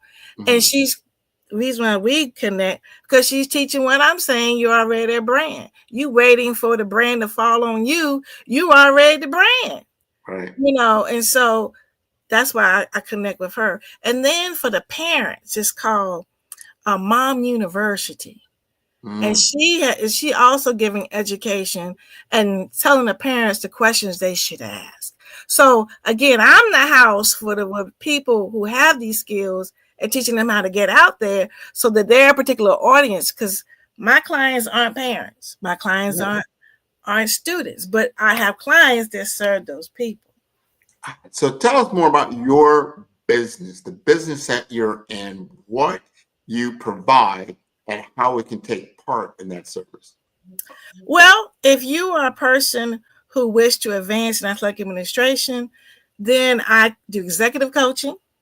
Okay. And then, especially for sitting ADs, because you have a particular issue that you need to try to address, and I help you strategize how to go about doing that. Because I was an athletic director at 28, so I'm now 57. So there's some experiences that I've had that I can probably assist you with. Something as simple as fundraising, and a university is fundraising, and you're bumping heads. How do you navigate that so you can have a happy marriage on the campus where you are soliciting? Because everybody wants to be connected with athletics, but people may not know about your math department. So how can you be able to go across the aisle on campus so you won't be having adversary conversations in a meeting? So then I also group coaching, all right? And I actually have all my trainings inside a house in a called Advanced Academy for athletic administrators. And some of the thought processing about fundraising, how do you go about doing that? And I do an assessment. I said, we need to work on this. And usually, I'll be honest, I'm using this book called The Four Agreements, because everything cannot be a mountain that you need to climb. All right. So we have to change our mindset and our perspective. And when you do that, you take off the auto and your manual, and people, it's like I always say, politics is nothing but a game. Learn how to play it. Sometimes you don't need to cut that person. You need to play off and see what kind of hand they got. And then see, are you doing the same suit? Is it some kind of way that they can win that book, but still you got all the cards, you got all that suit out because you let them do it? You see, you got to be able to study it. Leadership is nothing but an art of studying. It's an art and a science. So I do group coaching. Community is important, especially if you're the only woman. And I'm doing this even on the college side. I have some young ladies, like they're the only girl in the class and they don't speak up.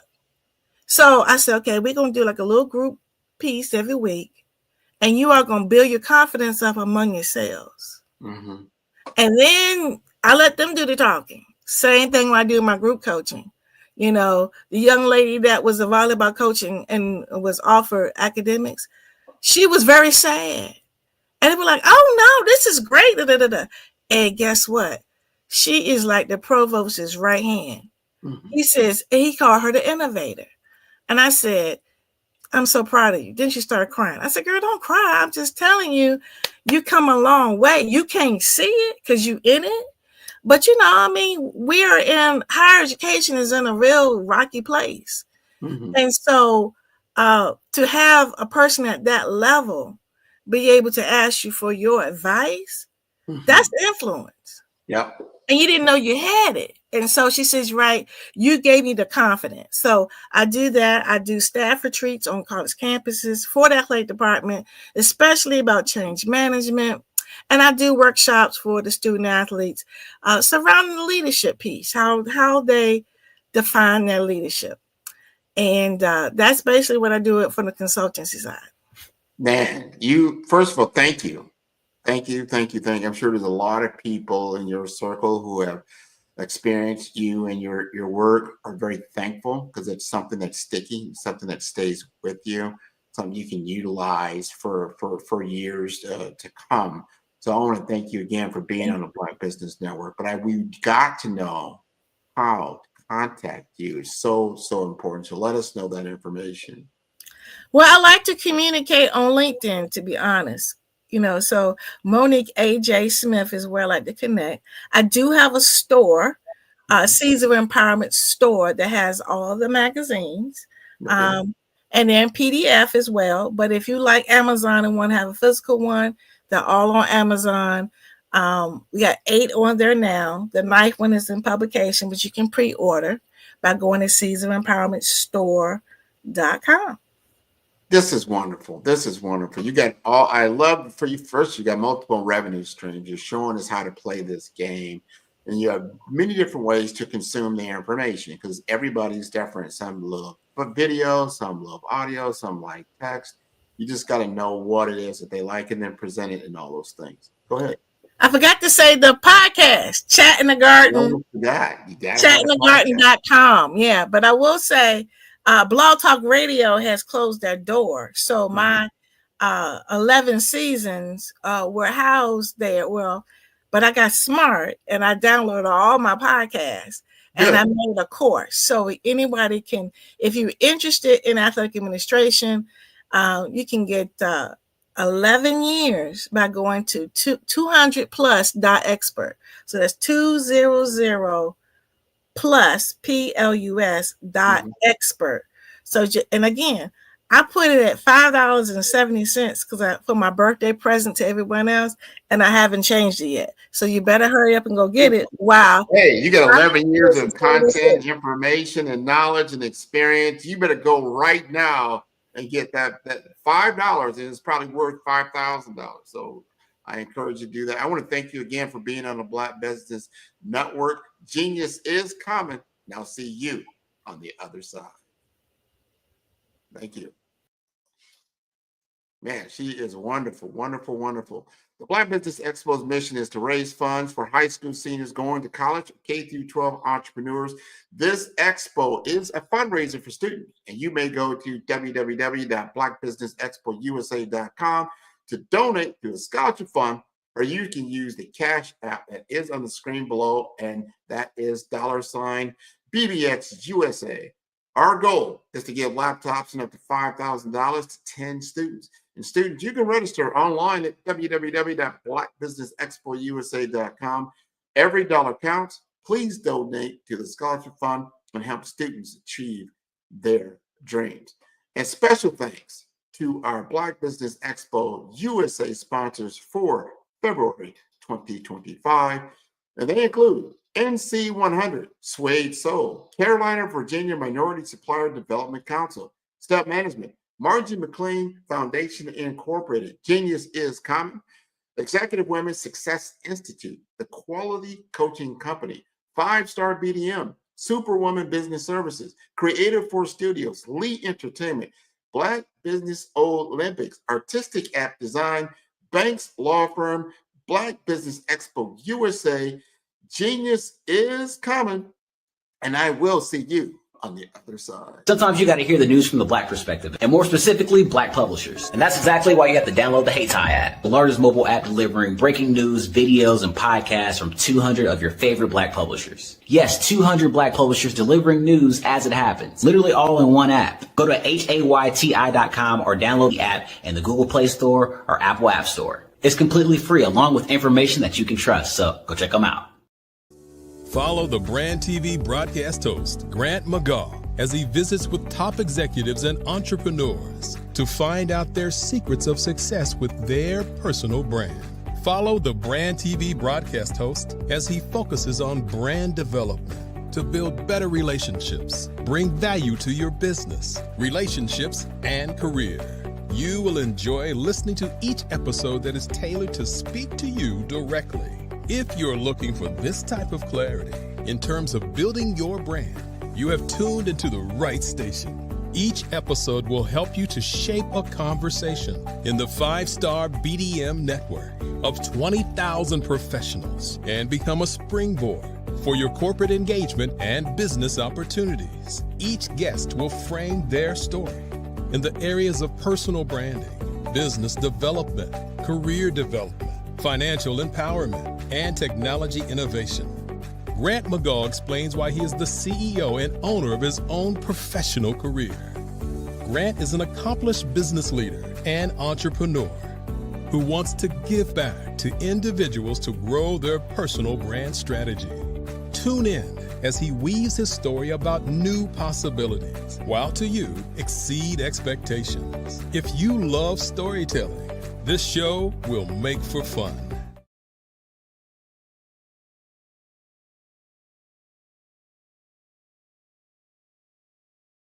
Hello, I am Dr. Eric Kelly III, the visionary strategist and founder of the Black Business Olympics. I invite you to showcase your Black-owned businesses on the Black Business Network global stage. The Black Business Olympics is a global Black Business Network platform that propels Black-owned businesses into the international spotlight. By showcasing your business on the Black Business Olympics platform, You can reach a worldwide audience of potential customers, partners, and investors. You can also establish yourself as a thought leader and expert in your field, attract lucrative partnerships, and more speaking engagements. In addition, the Black Business Olympics platform provides a valuable opportunity to connect and collaborate with like-minded entrepreneurs and business professionals from around the world. This can lead to new business opportunities, ideas, and relationships. Finally, by sharing your story and expertise on the Black Business Olympics platform, you can inspire and empower others. This is a powerful way to make a positive impact on the world and leave a lasting legacy. If you are a Black-owned business owner, I encourage you to seize the opportunity to showcase your business on the Black Business Olympics platform. It is a once-in-a-lifetime opportunity to make an indelible mark on the world. Be one of the 1,000 visionary entrepreneurs who are changing students' lives, shaping industries, and leaving an unforgettable legacy for their families. Unleash your voice on our global stage and watch your business thrive. Black Business Olympics is one of the largest Black business showcases in the history of Black business in the world. Yes, the entire world. Just give me a call today at 919-308-9090.